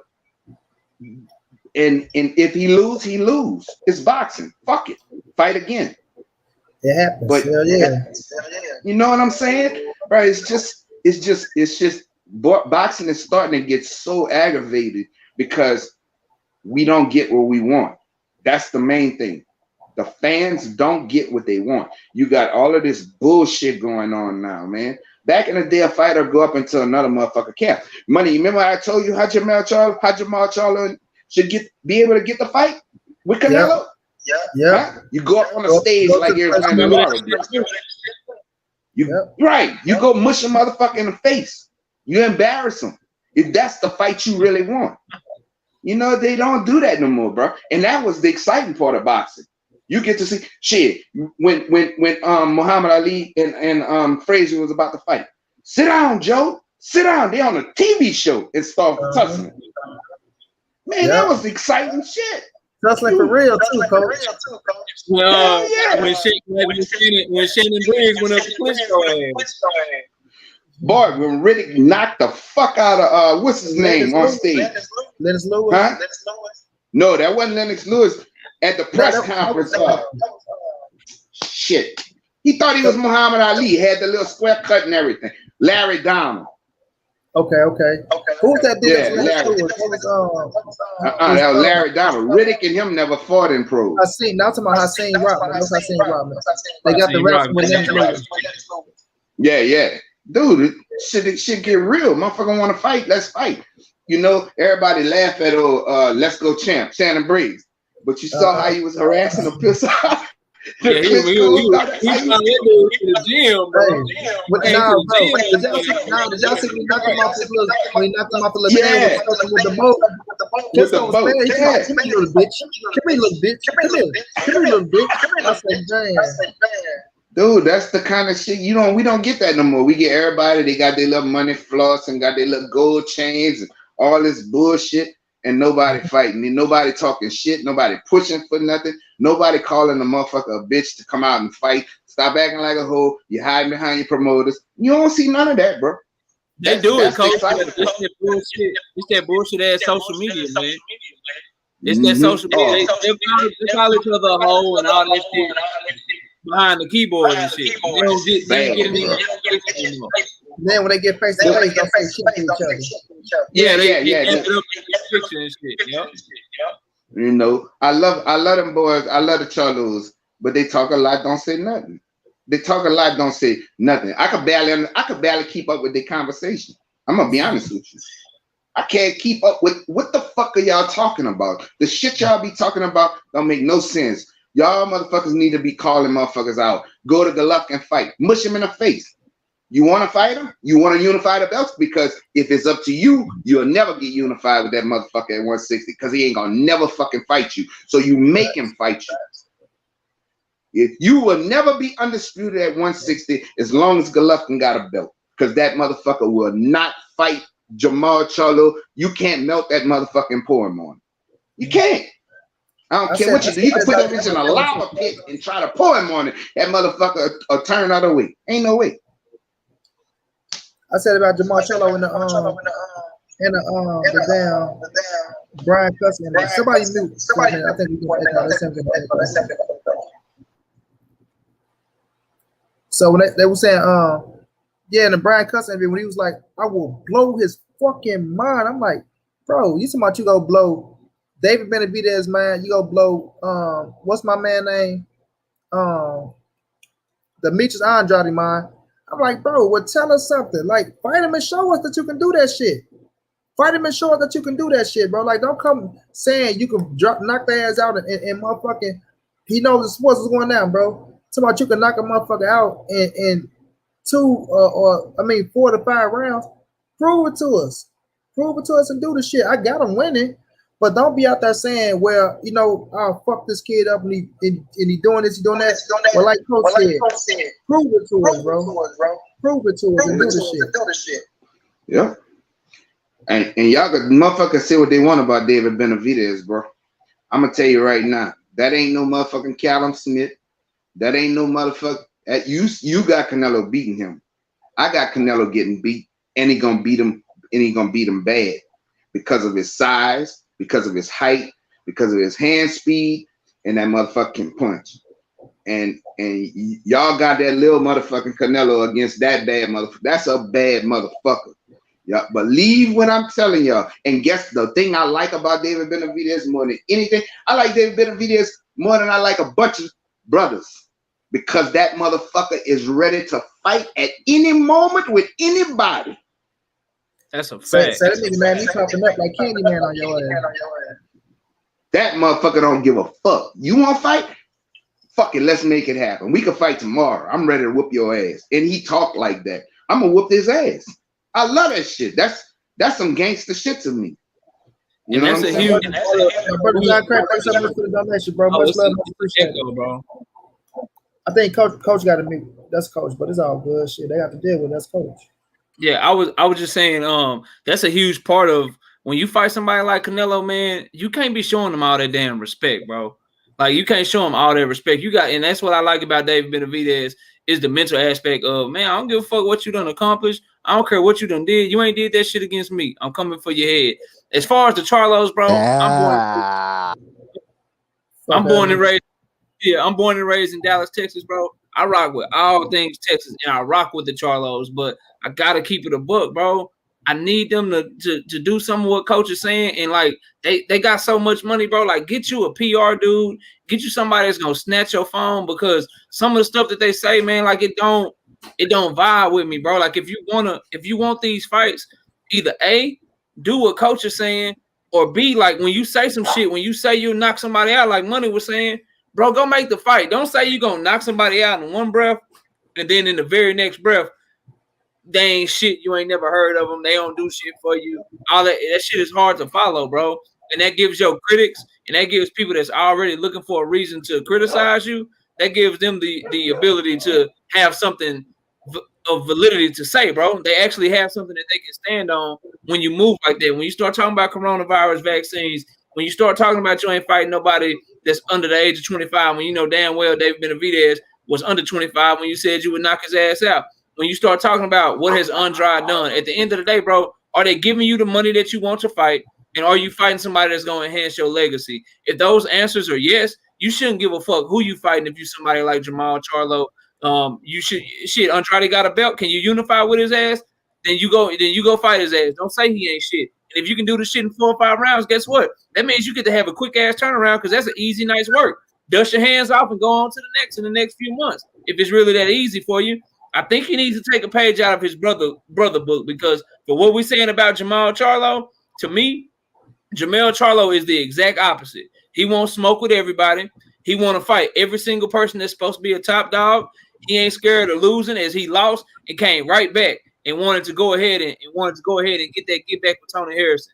He's beat everybody that has been put in front of him. So his brother, Big Charlo, or whichever one, he needs to take a page out of his book and start moving like that. And if he can't get no smoke at 160, in my opinion, I have no problem with him dropping his belt and moving up to 168, simply because what are you going to do, bro? Take another voluntary defense or another mandatory defense that people ain't going to give you credit for anyway? It's time for him to start seeking out that smoke and start seeking out people that's going to enhance his legacy, bro. I'm saying it's time for him to say Demetrius Andrade the fucking name that like he want to fight him. You feel what I'm saying? Like I fuck with Big Cholo. I rock with him. I think he beat Andrade. I think he beat Benavidez. But the thing is, like Coach said, Andrade showed up to your shit, partner. He showed up to your shit, and they taking the microphone from him and shit. Like he been respectful. He ain't say shit disrespectful. He been respectful. He just said, "What's up? Can we get that work?" Oh man, you know who to call. You know what I'm saying? I ain't no matchmaker. You know who to call. Shit, Andrade right there like nigga, let's fight. You feel me? And I don't give a fuck what nobody say. Andrade got the chance to beat anybody from 54 to 68. He got that type of skill, and it'll be a hell of a fight. Like if you gonna beat Demetrius Andrade at 160 pounds, bro, you can leave then. You ain't gotta worry about Triple G. If you beat Demetrius Andrade, bro, you beat one of the baddest motherfuckers at 160. I know a lot of people look at Andrade, oh, he ain't fought nobody, this, that. Billy Joe fucked this opportunity up. You know what I'm saying? He went his own. They not trying to put them damn dudes in the ring with him, which is fucked up. But, man, Marlon and Andrade, they need to fight. They need to fight, bro. And that's why I don't want him to go to 68 yet. He say he got like 2 more years at 60. Him and Andrade need to fight. That is the fight at 160 for me. Fuck Triple G. He don't want to try to fight you motherfuckers. Go make your own legacy. Fight each other. That bitch might be so good we can get it twice. You know what I'm saying? So that's how I look at it. That's the fight I want at 160, coach. Well, I don't, because I want to see Golovkin get beat the fuck up because he's a fucking fraud. So that's just my opinion. I want that bitch to get his fucking head beat in because I think he a fucking fraud. They brought him up through the ranks fighting fucking bum after bum and made him into something he wasn't. So he's scared to get up in there. When the WBC mandated Charlo and him, he decided to go IBF route. So he ain't want no smoke. You understand? Huh? He ain't want none of Andre Ward. No, he ain't want no war. That's a definite ass whipping. But you know, I saw somebody on here said that it wasn't true what I was saying. Charlo was the first to go at his hat. I'm not saying that Jamal can't beat Canelo. I'm not saying that. What I'm saying is, if you want to make that fight, you got to embarrass Canelo because he's not gonna fight you. That's just he gonna keep doing what he's doing, beating up Europeans. He's not gonna go and get in the ring with somebody that big of a threat. It's just not gonna happen. That's why I'm gonna ask everybody in the chat. This one question: do y'all really believe that Canelo Alvarez would be trying to be undisputed at 168 if David Benavidez still had the WBC? And if y'all believe that he would, then y'all fools. And I'm gonna tell you why you're a fool. Because he had the opportunity to fight David Benavidez when David Benavidez had the belt. He didn't want no smoke. And people that saying he gonna beat Benavidez, okay, talking about his feet, he's 6'3". Canelo is 5'7". That ain't no Callum Smith who was scared to death. That's a whole different ball game when you're dealing with that youngster. So y'all can say whatever you want, and I'm taking all bets. Anybody when they fight David Benavidez and Canelo, I'm taking all bets. I got David Benavidez beating the shit out of Canelo Alvarez. I might have to take some of your money on that day, coach. Y'all heard it here first. Talk your shit, coach. Y'all heard it here first. Money, we gonna have to get it, then that's it. Because Canelo, y'all give that dude too much credit, bro. That David Benavidez is a warrior. He throw hard, and fast shots, and he hit you from every angle. He gonna take them body shots, and gonna beat the shit out of Canelo. Big man gonna beat the little man. Not no Callum Smith, who's a fucking bum, and Kovalev, who was scared to death or came off of a hard fight with Yard, and within 4 or 5 weeks he got to fight Canelo. Nah, you gonna get up in there with that kid, and it's gonna be a problem that night. Canelo ain't had no business going up to no 168. He didn't want to stay at 160 because he had to face them. He had to face Charlo and Boo Boo. Now. Yeah. Boo Boo, I wouldn't mind seeing that fight with Jamal. It's unfortunate that we got to get them two brothers to fight against each other. But don't people that think Jamal just gonna beat Boo Andre, y'all better get y'all minds right. Because that shit is not no easy win by no stretch of the word. Boo Boo got more experience than them. As far as amateurs, he did more than they did in amateurs. Them boys from Lafayette, them Charlo brothers, they moved to Houston. Yeah. So he Boo Boo has accomplished more. Nobody wins nationals back to back like that boy did. That's some badass shit he did. You know what I'm saying? So Boo Boo Andrade is a boxer. He's in the same situation Devin Haney is in. He boxes too good. That's why they don't want to fight him. He's a problem for anybody who get in there with him. I remember Coach he was on ESPN, right? He Yeah. was being mixed with Canelo then.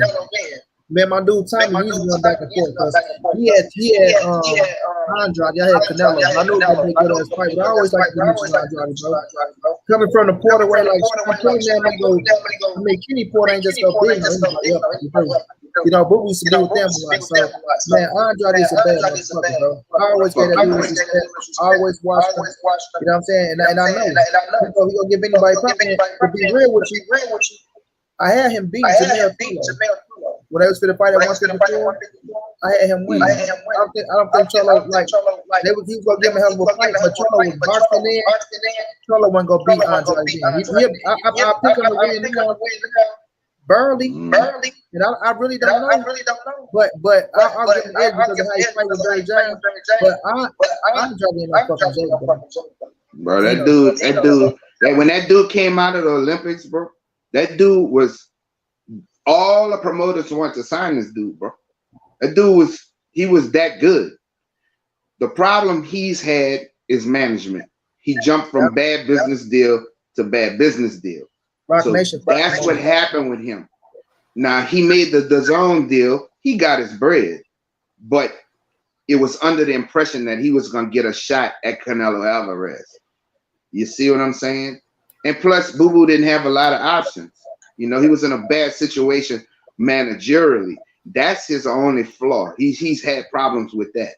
Now, is he a weird type of cat when, you know, pirates shoot suits and shit? Yeah, you know, but I bet you nobody gonna fucking tease him. I know I'm not telling I'm not gonna tease this motherfucker. You know what I'm saying? That motherfucker can fight, bro. That's a bad motherfucking man, bro. That's why you now think about it. Billy Joe has had an opportunity before this Canelo fight came up, right? Billy Joe had an opportunity to fight Boo Boo since the pandemic. That fight was supposed to get made, right? Now he'd been out of the ring all of this time, Billy Joe Saunders, and he going up in there with Canelo Alvarez. When the last time Billy Joe fought? If you look and see, it's been a while, bro. No. He just had a fight. Bro. Huh? He just fought Martin Billy Murray. Joe? Yeah, Billy Joe just fought Martin Murray not too long ago. Man, that was 2 years. That was almost 2 years ago. No, coach. No, they just fought let me see. Look at it. I'm telling you, that ain't been. No, he just fought last year sometime. You know, I saw that fight with Murray, and Billy Joe looked slow. He was out of shape. His body wasn't right. Like when he fought Chris Eubank, his body. Made an 8 last year, coach. Yeah, I mean, that's 2000. No, I'm sorry. December the 4th, 2020. I'm tripping. December the 4th. Yeah, okay. I'm talking about May the 8th. That's Canelo. I just hope he, like I said, bro. You know, I hope Billy Joe come in there and the best he can be because he got the skills. He don't have no pop. That's his only problem. He don't have as much. And I think, you know, he definitely has the skills to beat Canelo, to be honest with you. Because he's got great feet and he got good time and he's sharp. When he's sharp. Like, if we get the Billy Joe who fought Chris Eubank, you're going to get a good fight. Man, I just said, like, you fucking coach. So okay. But coach, the Billy Joe that fought fucking David Lemieux, oh my God, bro. That motherfucker there, I saw that, I say, damn, that motherfucker, I say, shit. He made me open my eyes. I say, boy, this motherfucking boss can move. That motherfucker made David Lemieux look like nothing but the legs he had, the way he was fighting. I'm like, shit, Billy Joe is a big ass player. And that's what I said, yeah, he gonna get Canelo problems at 160, bro. That Billy Joe, if that Billy Joe show up, which I don't know if it was because of the weight on him or whatever the situation is, maybe he wasn't taking it serious. Maybe he need the right opponent to wake his ass up. Or I don't know. Maybe he can just be bullshitting right now. But all I know is if that Billy Joe show up that fought David Lemieux or Chris Eubanks, Canelo in for a motherfucking night. He in for a night, bro. Andy over there talking about he wanted he wanted to be on. I gotta go look at the interview because he said he wanted to be on a fair playing field, and I'm like, what the hell you talking about? When you talking about, all right, Coach Milder, we all good now. He wanted to be on a fair playing field, so I'm like, a fair playing field? What the fuck you talking about, bro? I need to go listen to that so I can drop a video on and see what he talking about. But that Billy Joe that fought fucking David Lemieux, if that motherfucker show up, it's gonna be a good ass fight. Go ahead, knockout. What I worry about with Billy Joe Saunders, bro, is that in the last 2 or 3 years, he only has 2 or 3 fights. And I just feel like when you coming into a fight with Canelo Alvarez, it's the same problem that I have with Caleb Plant right now. Like, I don't know if he's going to be sharp enough, man. I don't know if he's going to be sharp enough. You have to have your skills sharpened. You have to stay active. You have to be somebody that we can count on. And both of y'all said a lot of great stuff about Billy Joe Saunders. But what you also kept mentioning was if or when he does this, if he can do this, if he does the, and it's all mental stuff with him. And to be somebody like Canelo Alvarez, you got to be focused 100% of the time. You got to be on your P's and Q's. He's known to lack focus not only in the ring, but also outside the ring. Sometimes he has issues, popping dirty. Is he going to make weight? Is he going to show up? Is the fight actually going to happen? All that shit we have to worry about with him. And so I just don't know if he's gonna have that focus to be able to do that with Canelo Alvarez for 12 rounds. And so that's my concern with him, bro, is just the lack of activity is the main thing. Activity, in my opinion, is one of the things that people underrate in boxing the most. Is somebody that can stay active, somebody that can stay sharp, someone, these days, if a dude fight 3 times a year, we think he fighting a whole hell of a lot.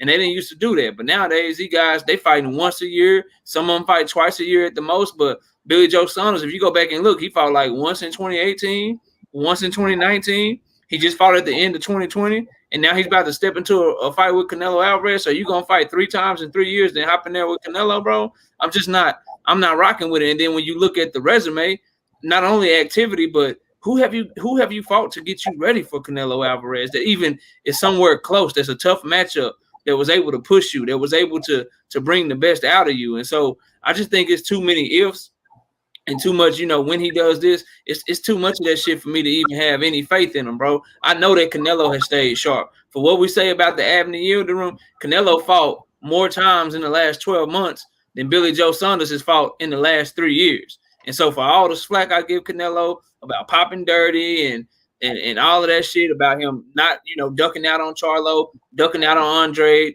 waiting on David Benavidez to drop his belt, and then he won a challenge for Undisputed. All the flack that I give him, bro, he is somebody that at the end of the day, he has a shot to beat all of these dudes that we're talking about that he don't want smoke with. He has a shot. He ain't nobody just gonna go in there and walk through Canelo Alvarez, in my opinion. And so with that being said, Billy Joe Saunders, I think you got to be a full-time boxer.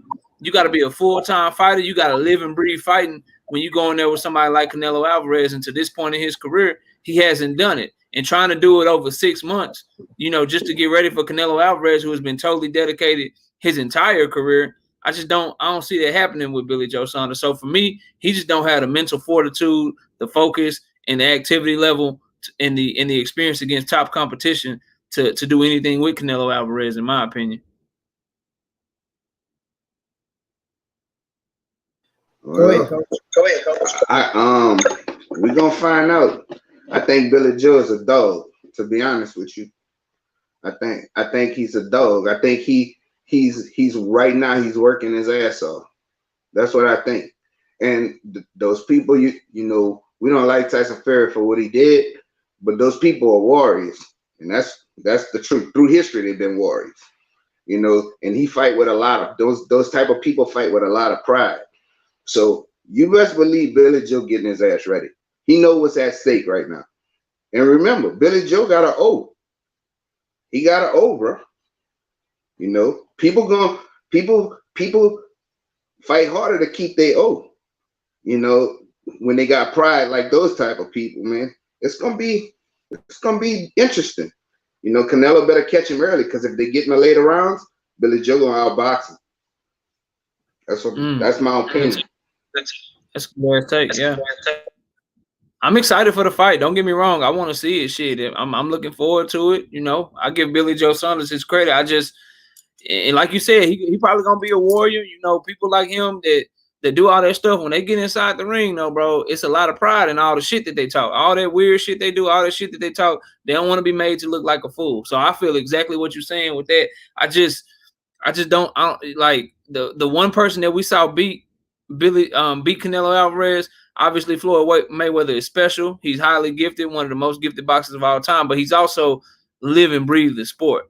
He's also somebody that took his craft very serious. And so Billy Joe don't take it serious enough. And like you said, Coach, he's taking it serious right now. But right now might be a little bit too late because you're in there with somebody that's been taking it serious their whole life. And so that's kind of why I would give Canelo the edge. But yes, he fights in spots sometimes. He gets tired. And if he don't wear Billy Joe down with them hard-ass body shots that he throw, if he can't hurt him early and Billy Joe's able to gain confidence, I see exactly what you're saying because let's not get it twisted. If you're talking about feet and you're talking about movement in that ring, that edge goes to Billy Joe Saunders. You're talking about boxing ability, being able to use your jab and get in and out of range, that goes to Billy Joe Saunders. Canelo is at the point in his career where he like to walk people down. He's a standstill fighter with great head movement at this point and an extremely good counterpuncher. So you got to give him all of that shit. But if it comes to somebody that can get away from his ass and that can pop his ass and then get out the way and pop his ass again and get out the way and not be there when he ready to throw them counterpunches, then shit, it could be a long night for him. I just know that the very best version of Billy Joe Saunders is what it would take to beat Canelo Alvarez. Whereas Canelo Alvarez could just be very good. He could just be very good that night. He don't have to be the greatest version of himself, and he could probably still win. So when I'm looking at it from that angle, I just think Canelo has a little bit more paths to victory. And I always look at the fighter's mind, bro. And I just don't like how Billy Joe Saunders' mental game is. That's just me. But we gonna see, man. I ain't willing to bet you though. I'm not betting you though, but we'll see what happens. Betting on Billy Joe and Canelo? Hell no. Nah, I ain't betting on that. But yeah, no, I think it's gonna be a good fight. I think he gonna come, man. And they fight here though in Dallas, man. That shit gonna be up jumping. Gonna be a big ass thing. So I think Billy Joe gonna show up. I just don't think he gonna win the fight. I think he gonna show up though. I really do, bro. I might be wrong. Coach thing. I might be wrong, but I just feel like he knowing who he going up against, knowing it's Canelo Alvarez, and fighters like Canelo, fighters like Floyd, like Errol Spence, you come in your best shape because you understand what that loss is. You know what I'm saying? You understand what that loss is, bro. Like, people know losing to those type of dudes is worse than losing to other people. You know what I'm saying? Because it's on a bigger playing field, it's on a bigger scale. And we know you adding on to their history, and they just growing while your ass dropping down. You know, say Billy Joe is a cherry for Canelo. We gonna see. We gonna see, bro. We're gonna find out. We gonna see. He's a cherry with a title. He's a fucking cherry with a title, bro. Yeah, that's why I wouldn't even go that far, bro. Like if I'm on here every day pushing for champions to fight champions, I can't call a champion fighting another champion a cherry pick just because you unifying, bro. Like would I prefer Benavidez? Would I prefer the Charlo or Andrade? Yes, bro. But if you unifying, if you moving to get undisputed, it ain't, you know, I can't really hold that against you. So I won't call it a cherry pick. I would.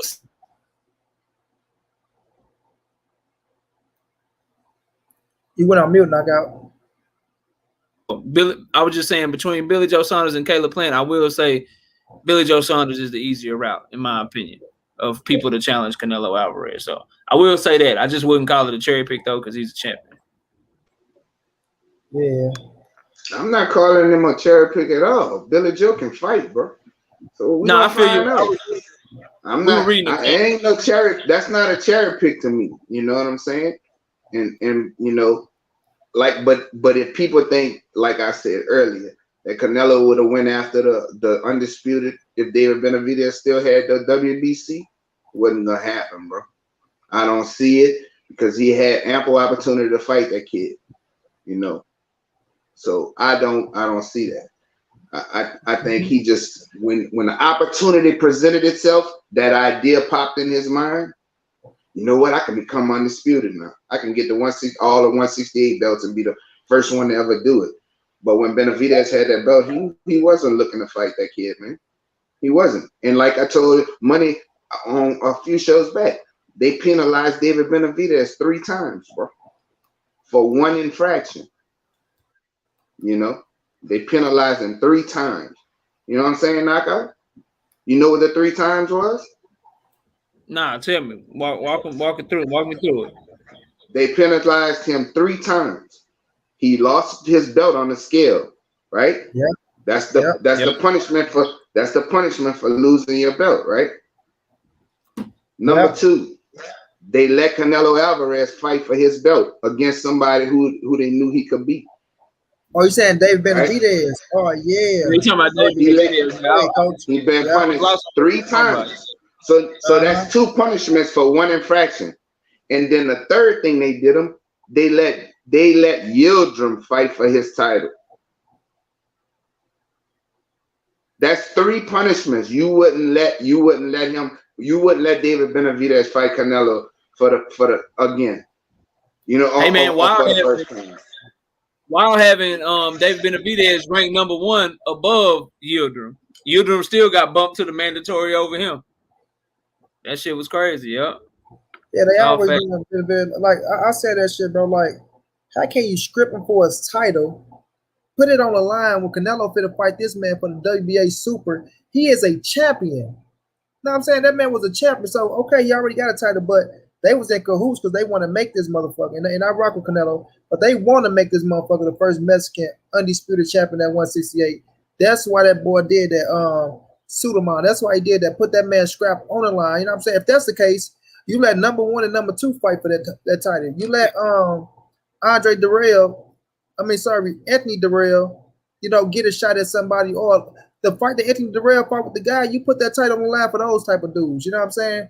Even though they finish in the draw, you don't just go, oh, we gonna throw this to Canelo. You know what I'm saying? This dude ain't did shit at 168 for real. Yeah, 1 fight at 168, well, 2. Well, mainly 1, because Rocky Fielding wasn't really shit. But he came down and fought that man and beat him, and I give him credit. You know what I'm saying? He beat him. But you know what I'm saying? Like, you don't put that man tight on the line like that, bro, and then knowing damn well Canelo ain't gonna give him a shot to get him back. You feel me? Like, so he can just, all right, lose on scale. I understand my punishment for that, right? But at the end of the day, you put it on a line for number 1 and number 2, and then that man fights somebody, then he get a shot to get his title back. You don't just go say, oh, well, Canelo the money man, he'll go a money grab, let me throw it with him. And like Coach say, a fucking Albany Yildirim. A fucking him and Albany Yildirim, you feel me? Like, come on now. Keep it real, bro.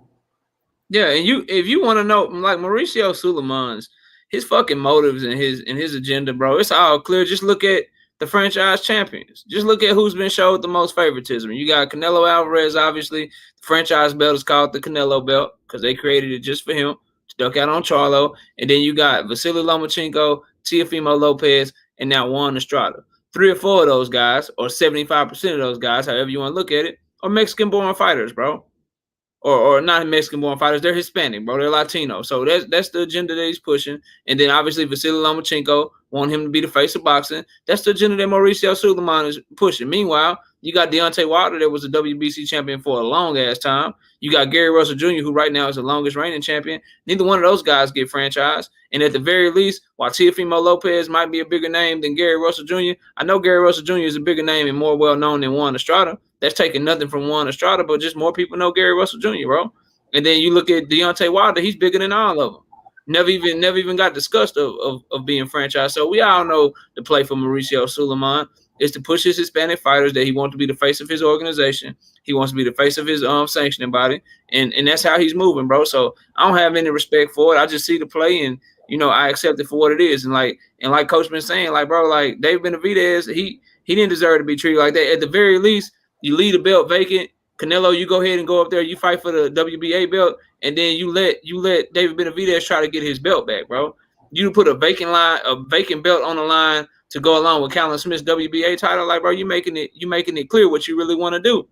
You making it clear what you really want to do. You pushing Canelo, bro. When at the end of the day, like, you got all these other dudes that pay sanctioning fees, and you got all these other dudes that's been champions at, you know, longer in terms of being just a WBC champion, they don't get that same type of treatment. And I get it. I know it's the money play, but At the end of the day, what I would like to see him do with that shit, either A, throw that shit in the garbage, or B, just put that shit in every weight class, upgrade it to like a super belt, how the WBA had a shit, make the WBC belt a regular belt, and then you can actually win that motherfucker. But until if they keep moving like this, bro, your agenda and your prejudice is gonna be clear to everybody that's watching you, bro. Like we know what the hell you doing, bro. You showing clear favoritism to these fighters, bro.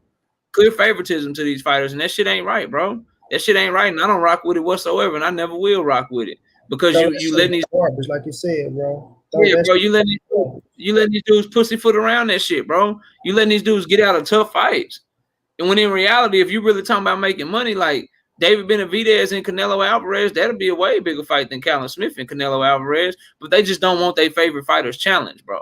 They don't want the fighters that they pushing their agendas for. They don't want them to be challenged because they could lose, bro. That's not the only thing. That's not the only thing. Canelo said he didn't want to fight no more Mexican fighters. See? So that's another thing. Now, just like I said a long time ago, now what if all the black fighters say, you know what? We ain't fighting no more black fighters. Right? Then what would happen to boxing? So why he got the right to say I'm not gonna fight no Mexican fighters? Yeah, and then furthermore, coach, like think about, like I've said this point before too, like think about that shit though. Like if you really like about that Mexican pride shit, and you really trying to lift up Mexicans like that, and you know you everybody biggest payday, wouldn't you want to get money with your own? Wouldn't you want to bring your people up and give a fighter a chance to make more money than they ever made in their life, instead of fighting these European dudes and giving them their biggest payday? Fighting these dudes like Yildirim from Turkey or wherever you're from, fighting people like that and giving them their biggest payday. Like, why would you not want to fight Mexicans? Like, I see through that shit. We all see what's going on, bro. Like, you don't want to fight Mexicans right now because you know one of your toughest fights coming up is a Mexican-born American and David Benavidez. And so you say that shit to make it look like you're trying to build your people up, make it look like, oh, I just, I got so much love for my people, I don't want to fight them. At the end of the day, bro, you are a boxer, bro. You are a fighter. What if an NBA player is like, yo, I don't want to play against no black dudes. I love black dudes. I love my black Americans too much. I don't want to play against no black American basketball players. Man, we wouldn't have no fucking games. Only European players. We wouldn't have no games. I only want to play against Ostanovich or fucking Givovic and shit, bro. Like, get out of here with that shit, bro. I'm not trying to hear that. I'm gonna give you another example. I'm gonna give you another example, a knockout. And Money, think about this. All right. Canelo wasn't talking none of that 168 shit when Zerto was in the motherfucking in 168. You ain't see him talking about unifying a fucking thing when Zerto was at 168. Huh? Zerto got what? 40-something fights now? Hold on, real quick. Huh? Remy 22, you lying, bro. He turned down the idea of being a franchise champion. He was never offered to be a franchise champion by Mauricio Suleiman. Miss me with that shit, bro. He was asked the question in the interview, would you ever entertain being a franchise champion? And he said no. He never turned down the franchise belt. They never offered it to him. Miss me with that shit. Get your facts straight. Come back. Try again later. My bad for cutting you off, coach, but you ain't nobody just gonna sit up here and be lying and shit, bro. That shit whack. Like I said, at 168, Canelo went up there and fought Rocky Fielding, right? You didn't see him fucking around or trying to get Zerto.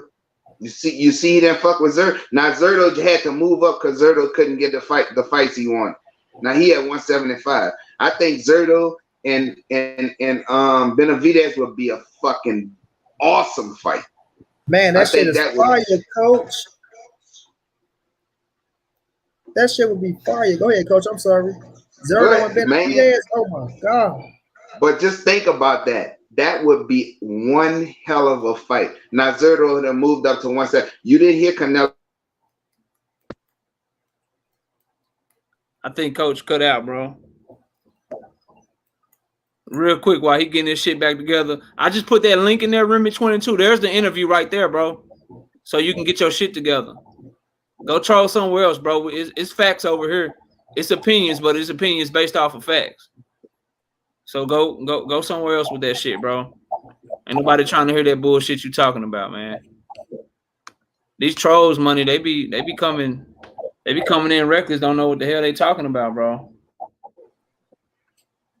don't think Remy a troll. I think Remy been before. Yeah, I think You think he been would? Coach bagged out. I said I don't think Remy a troll though. But what did he say? What he said? He said Wilder? Wilder turned down the franchise belt. Stop lying.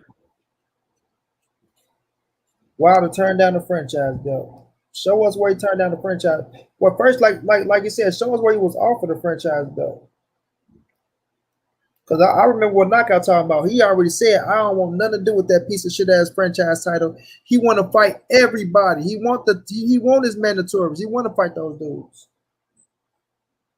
And it's a link in there for you too, to the interview that I'm talking about. You put your link in there where he turned down the franchise belt, and we can continue that conversation. But anyway, man, like Canelo, and I feel you, he knows his sports. Like, we ain't giving him a pass, bro. But I mean, I know you were making points earlier about like how we need to stop asking our fighters to fight each other. But me and Money have spoke on this before, bro. Like, they got to build their own legacy. They got to quit just chasing this dude. And so Andrade and Charlo, that's the game as well, bro. Like, that's the game. I know what you're saying. Once they get big, they get there and shit like that. Well, they got to make money with each other because these niggas ain't getting no younger, bro. You know what I'm saying? Yeah, they both in their 30s, bro. They both in their 30s. They can't wait around for Canelo. They need to get that money together. You feel what I'm saying? They need to be in there trying to fight each other, trying to fight other champions, and build their own legacy, and then make themselves even more marketable by fighting people that Canelo won't get in the ring with. So fight each other. You know what I'm saying? The winner, unifies. If you can't get Triple G, try to get another champion. If you can't do that, then you move up and try to put yourself in line for Canelo that way. You got to give these big names, so to speak, you got to give them nowhere to go, bro. You got to give them nowhere to go. You got to back them into a corner by fighting people that they might want to fight, or by fighting other top names to make yourself by far the biggest star that you could possibly be. If not bigger than them, at least you'll be a clear second, and then you're the clear big fight for him. So Canelo gets no pass. It's just that these dudes need to quit chasing him like he's the only fighter in and around their weight class that's worth their time. That's all I'm saying. Yeah, because they all, man, can make their own lane. Like, put yourself in position to where, them motherfuckers looking at you and saying, okay, they ain't got no choice. You know what I mean? Yeah. Look at Errol. Motherfuckers ain't got no choice with Errol now. There's things like that, bro. When you put yourself in position and you earn your shit, and you ain't out here, he clout chasing. Nah, bitch, I'd have be better fighters than him. I'd have put myself, and I'm saying this motherfucker to the wrong person. I'd have put myself in position. You feel me? So you ain't got no choice but to see me. So and plus we ain't finna be waiting like Andrade and fucking Charlo. That's a hell of a fight, bro. That's a hell of a fight. And I've been wanting to see that fight for a minute. Bruce Gold, salute, my brother. Salute, Bruce Goes. Sebastian says if some want to fight Canelo, they got to put themselves in position to fight him. He has one goal, to become undisputed. So I would just ask, what did Rocky Fielding put himself in position for? Or Liam? Let me tell you, he has one goal to become undisputed now. Guess what? That goal to become undisputed was at 160 pounds when he was one fight away from fucking Demetrius Andrade. So I understand what y'all trying to do, bro, and I rocks with Canelo. I fuss with Canelo as well. But we not making no excuses at all. At all. He could have been fought them dudes for undisputed things of that nature. And people gonna say, well, they turned down the fight. Well, he really didn't want that fight. Because the fights Canelo want, Canelo gets, bro. That's Canelo Alvarez. Yeah. You know what I'm saying? They called Andrade boring. Last I checked, if you getting your $20 to $25 million, why you care if somebody boring or not? And Andrade is a much funner fighter than Callum Smith. He's a much funner fight than Liam. He's a much funner fight than Rocky Fielding. He's a I don't know where they get boring from, but at the end of the day, if somebody got a belt and your goal is to become undisputed, you know what I'm saying? Then you will fight them if you're getting the money that you want to make. And if your goal is always undisputed, is it just undisputed at 168? It wasn't undisputed at 175 when he went up and fought Kovalev, though. It wasn't undisputed at 154. That wasn't his goal. It was at 160. But now his goal is undisputed at 168. Like, make that logic make sense to me, bro. Make that shit make sense to me. Now, if I say it's because 168 is one of the, I don't want to say easier because undisputed is a big accomplishment. It's the less challenging weight class to get a undisputed belt in or become undisputed. It's an easier path right now. If I say that, then I'm considered a hater or some shit. You know what I'm saying? But I said that, but I think Keon disagreed. Keon think Caleb Smith I got you. Plant. Yeah, Okay, Caleb Plant. Caleb Let's Plant, go yeah. beat Canelo Alvarez. Yeah, I know. I told him we can put some money on it. We'll put some money on it when that fight happens. When and if Right. that fight Boy, happens. Canelo gonna punch that motherfucker in his stomach. Whoo! Yeah, And we'll knock put some Canelo money. right out his head. Go Yeah, knock we'll the. put some money on it. I'll be looking forward to that one, man. I think he's tough. I think I learned a new word in biology that come out of plants. what's that, bro? Damn, what's the word that they got? It comes from photosynthesis though, and it comes out through the plant, but it's always on the leaves of the plant. Damn, what's that word? Damn, I I don't know, forgot. bro. I gotta look it up though. Yeah. Science was my weakest subject in school, bro. It was my weakest subject. I'm liking biology, bro. That shit is it's very, very interesting to me. I'm learning a whole lot of new shit about the body Hey, bro, and plants and shit, it's huh? hard.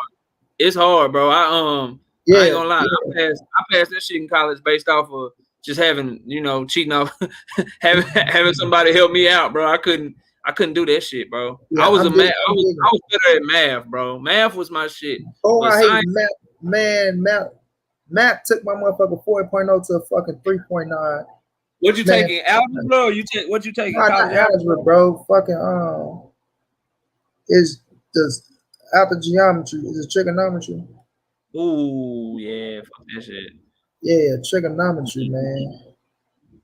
I didn't say he got offered. Did he not say he wouldn't take it? Mauricio Suleiman is friends with Wilder and Benavidez. Is getting a chance after Canelo is undisputed. What is the point you're trying to make, Ring 22? That's what I want to know because I got a good memory. And your exact chat, the exact thing that you said was Wilder turned down Undisputed. Stop lying. That's exactly what you said, bro. So don't try to change the shit up now. That's what you said verbatim. It's probably lost in the chat, but Money got the replay on deck. His shit get put right up as soon as he log off this motherfucker. And you can go back and see your exact words were Wilder turned down the franchise belt. Stop lying. So yes, you did.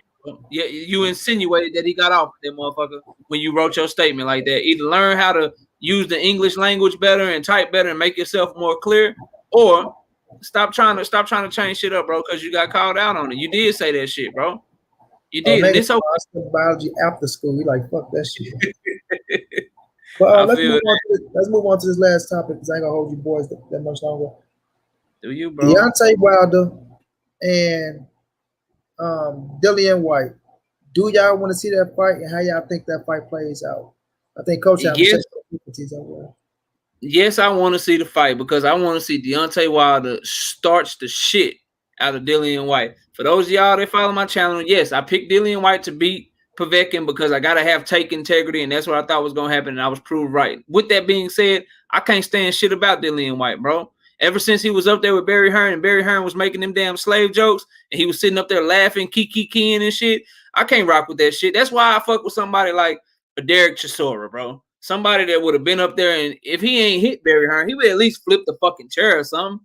He would have walked out. He would have been upset. But when he was laughing at that shit, to go on top of what he been saying about Deontay Wilder and all that shit just rubbed me the wrong way. So as a human being and as a person and just as a black man, regardless of where you from, bro, as a black man, if somebody start making slavery jokes, that shit shouldn't be funny to you, bro. That shit ain't nothing to laugh at. You don't get nobody to okay on that. So yes, I want to see the fight, not because I think it'll be competitive, not because I think it's going to be a barn burner, not even because he would put Deontay Wilder in a mandatory position. I want to see that fight for the simple pleasure of watching Deontay Wilder knock the dog shit out of Dillian White, bro. That's why I want to see that fight. I believe it'll happen in the damn first or second round. I think he's going to get Dominique Brazil, bro. I think he's going to get Dominique Brazil the moment that Wilder touch him with that right hand.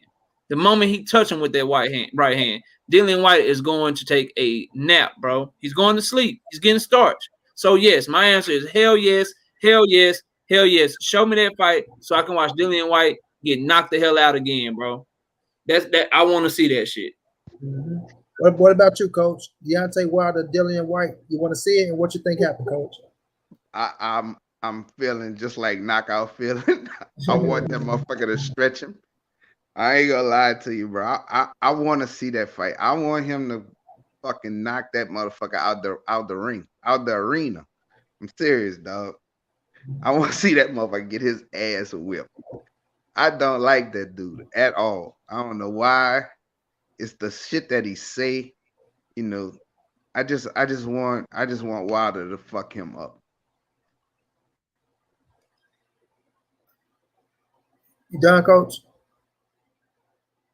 Yeah, I'm done. I'm done. Okay, I just want to see him beat that ass, bro. okay, I was just make sure you ain't because you was going. I'm like, oh yeah, but I'm with y'all on that 120%, bro. All right, he got Pavek, he got your little payback.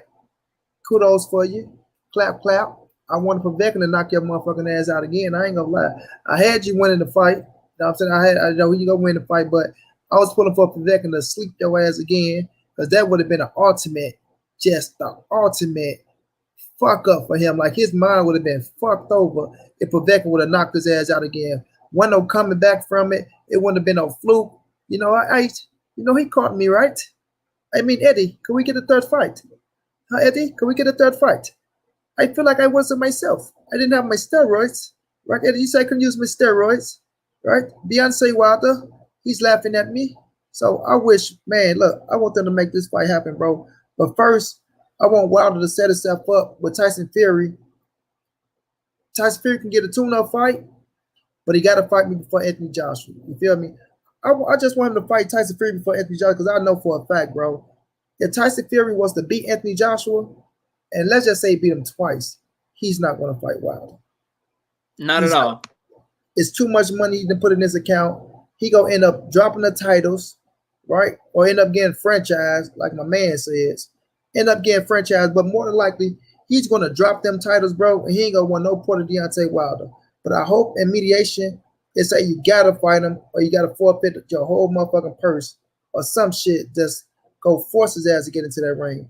But nonetheless, Deontay Wilder, Dillian White, I just want to see Wilder knock his fucking head off, like Coach, you know what I'm saying? Like, get his ass out of there, bro. Like, man, for real, because Dillian White, bro, like you said, when he was on that damn stage, and he talking about how you know, they used to control the fighters back in the days and shit like that, you know, and they laughing and he laughing like it's a game, it's a joke.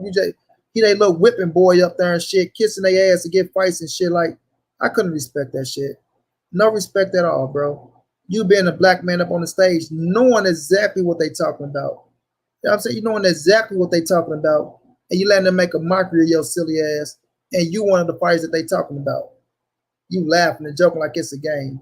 You feel me? So yes, I want Wilder. I want him to get the fight. I want Wilder to just murder his ass, not physically murder and kill him, but murdering him and putting his ass out and knocking the A, the B, the C, and the D sample up out his ass with his cheating ass. You feel me? So we'll see what happens with that situation, though. You know, hopefully Wilder can get back and hopefully put himself in position to get his ass and tear his ass up, bro. Tear his ass up, Wilder, if you get a chance, champ. You feel me? But I just wanted y'all boys' take on that. We can get ready to wrap it up, y'all, so I can get my ass to this homework. Coach, let me get some few words from you, Coach. I appreciate y'all for coming on. Hey, man, I just want to see the best fight the best, bro. That's it. You know, that's the main thing. I'm really excited to find out who Terrance picking, man. Right, you know? Bro. Right. I'm really excited to find out who it is because we got a lot of guessing going on, you know. Right. And it's gonna be announced soon, but he don't have a choice but to fight an elite fighter because if he fights somebody else, people will be mad at him. You know what I'm saying? Like fans will be pissed off at Terrance at this point, you know, because they want the Errol Spence fight. So I just think that I'm just excited. I want to see who it is. So, but that's about it, man. I enjoy myself, bro. Man, it's always an honor, Coach. You know, me, Casa, Su Casa, whenever Manny Brown on, you know, you're more than welcome. You can take over this motherfucker if you want to. You feel me? But knock out, let me get some last words from you, my brother. Man, Coach, as Money said, man, always an honor. I always learn a lot, man, talking boxing with you, man. So thank you for coming on with us, and I'm always interested to hear what you say, even if it's in the chat or if we on the panel together, man. So much respect and much love to you, OG. Money, man, thank you for having me on, bro. As I always say, when I first got my foot wet in this pool, man, and I decided to start swimming in these YouTube boxing talk streets, man, you one of the first dudes to ever like show me love, allow me to get on your panel. Always, you know, giving me advice and all of that shit, man. Behind the scenes, just a good dude, man, a stand-up dude. So I appreciate you having me on here. To everybody in the chat, thank y'all for listening. Thank y'all for interacting with us. And if anybody's interested in my channel, man, I drop content for you guys daily. I'll put the link in the chat here one more time with Money's permission, of course. Oh, but yeah, drop that thing. just another great night of boxing talk. And you know, y'all continue to mess with us, man. We're gonna keep it going. We're gonna keep it real, and we're gonna spit our truth to you. And at the end of the day, everyone that I've ever got on the panel with here on Money Brown's channel, whether I agree with them or disagree with them, they always speaking that real, and they always telling you how they really feel. So you're gonna get who they are and what they think 100%. And so you can't do nothing but respect that. But salute to all y'all for tuning in and watching us tonight. Salute to Money for having me on here. And I'm gonna drop the link right now. Y'all come check me out whenever you get a chance, man. I'm doing good work over there. Yes, sir. And you growing. Y'all have me like we try to get my bro to 1,000 quick. You feel me? 1,000 quick so he get monetized and do his thing, man. But it's all love, man. I appreciate everybody for coming through. Andrew Rosado say no, Money Brown. Tyson Fury will retire after making that money and all the belts he told Wilder. I agree, Andrew. Like I know it, bro. He don't really want to do it. Lori, if you still in here, drop the link too, Lori. You probably chilling with your daughter. But it's all love, man. Thanks to everybody for coming through. Thanks to everybody that donated. I appreciate it, man. Like I said, it's going to a good cause. I'm not keeping a dime of it right now. Going through a situation, but I appreciate all y'all, man, for showing love. You know, another good show. Like I say, we got the great coach in the building. One of the realest you'll ever find. I'm gonna tell y'all now, when I first heard Coach speak, man, and I seen him on the channel with old Corny Boy, you feel me? And Coach got in his ass, man. When I tell y'all that shit was like a fresher breath air, I'm like, I gotta find this man, bro. I don't know how the fuck I'm gonna find him, but I gotta find him some way, somehow. You feel me? I had to go back and listen to him, and I think I seen the be in on the coach with him. On the panel with old Clowny Boy and shit. And he said, "Oh man, you got to bring him back." I'm saying, "Oh, hit up BN and I'm gonna find Coach." And we found him, bro, and we've been rocking ever since. I appreciate you, Shayna, baby. Much love to you. Hope you have a good night too, Queen. Man, You know what I'm saying? it's a pleasure, bro. It's a pleasure coming on, bro. Y'all young brothers, man. I like talking to y'all, man. You know, y'all keep it real. That's the main thing, bro. I listen to other shows.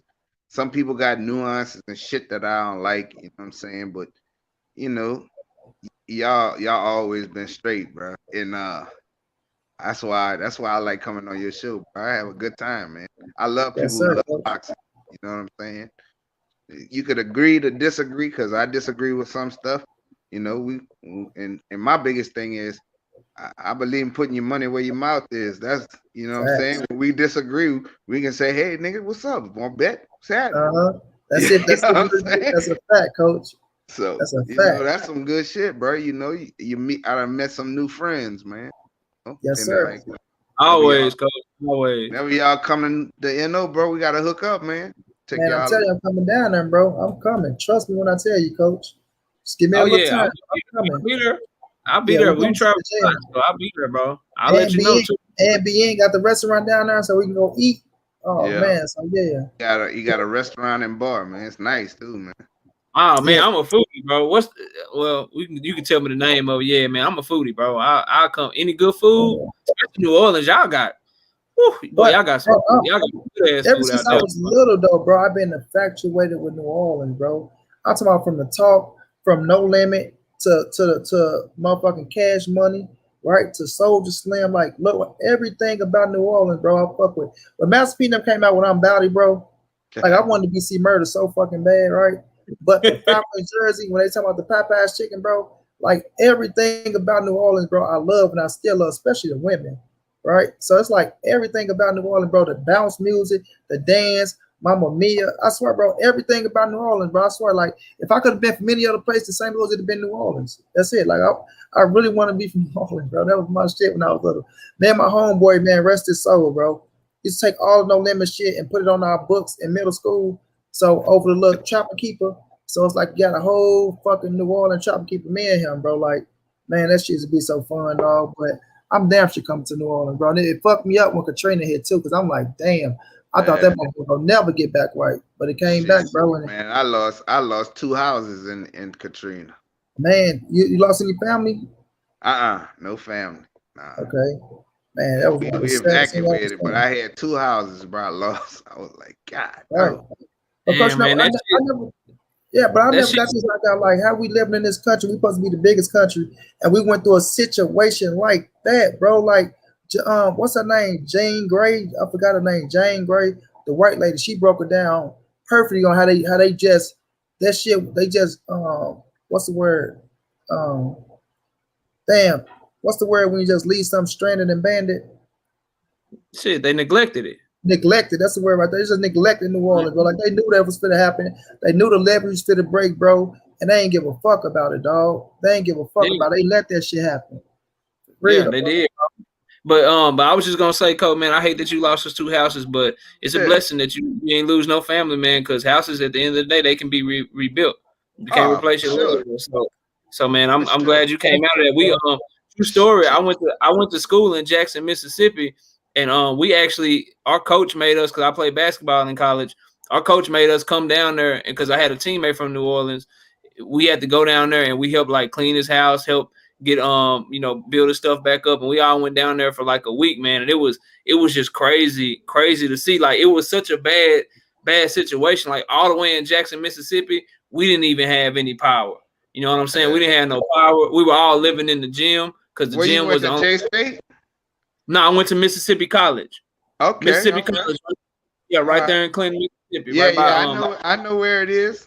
I know where. But it is. that's crazy. Jackson, Mississippi. Go ahead. I got finished. My little sister, she graduated from there, bro. I'm pulling up. We came out there to Jackson, Mississippi, bro. Like, that's my first time being to Mississippi down there, bro. When I say the food was fucking phenomenal, bro. The fish, that was the freshest fish I ever tasted. Even my mama was like, God damn, because it's right off the ocean, bro. Like, that seafood, bro. Like, my little sister kept telling us, like, I'm taking you out to damn, I forgot the name. I should ask her right now. She working though. But man, the food was so fucking good, bro. Look, JU, she graduated. Damn, if you like Jackson, Mississippi, she went to J-State, huh? All right. JSU, bro. Yeah, bro. That thing, if you like that food though, Money, you gonna love New Orleans food, bro. I'm telling you. I'm telling you right off the rip, man. They got some good food, man. That Cajun we drove down there too, bro. That was a long ass drive.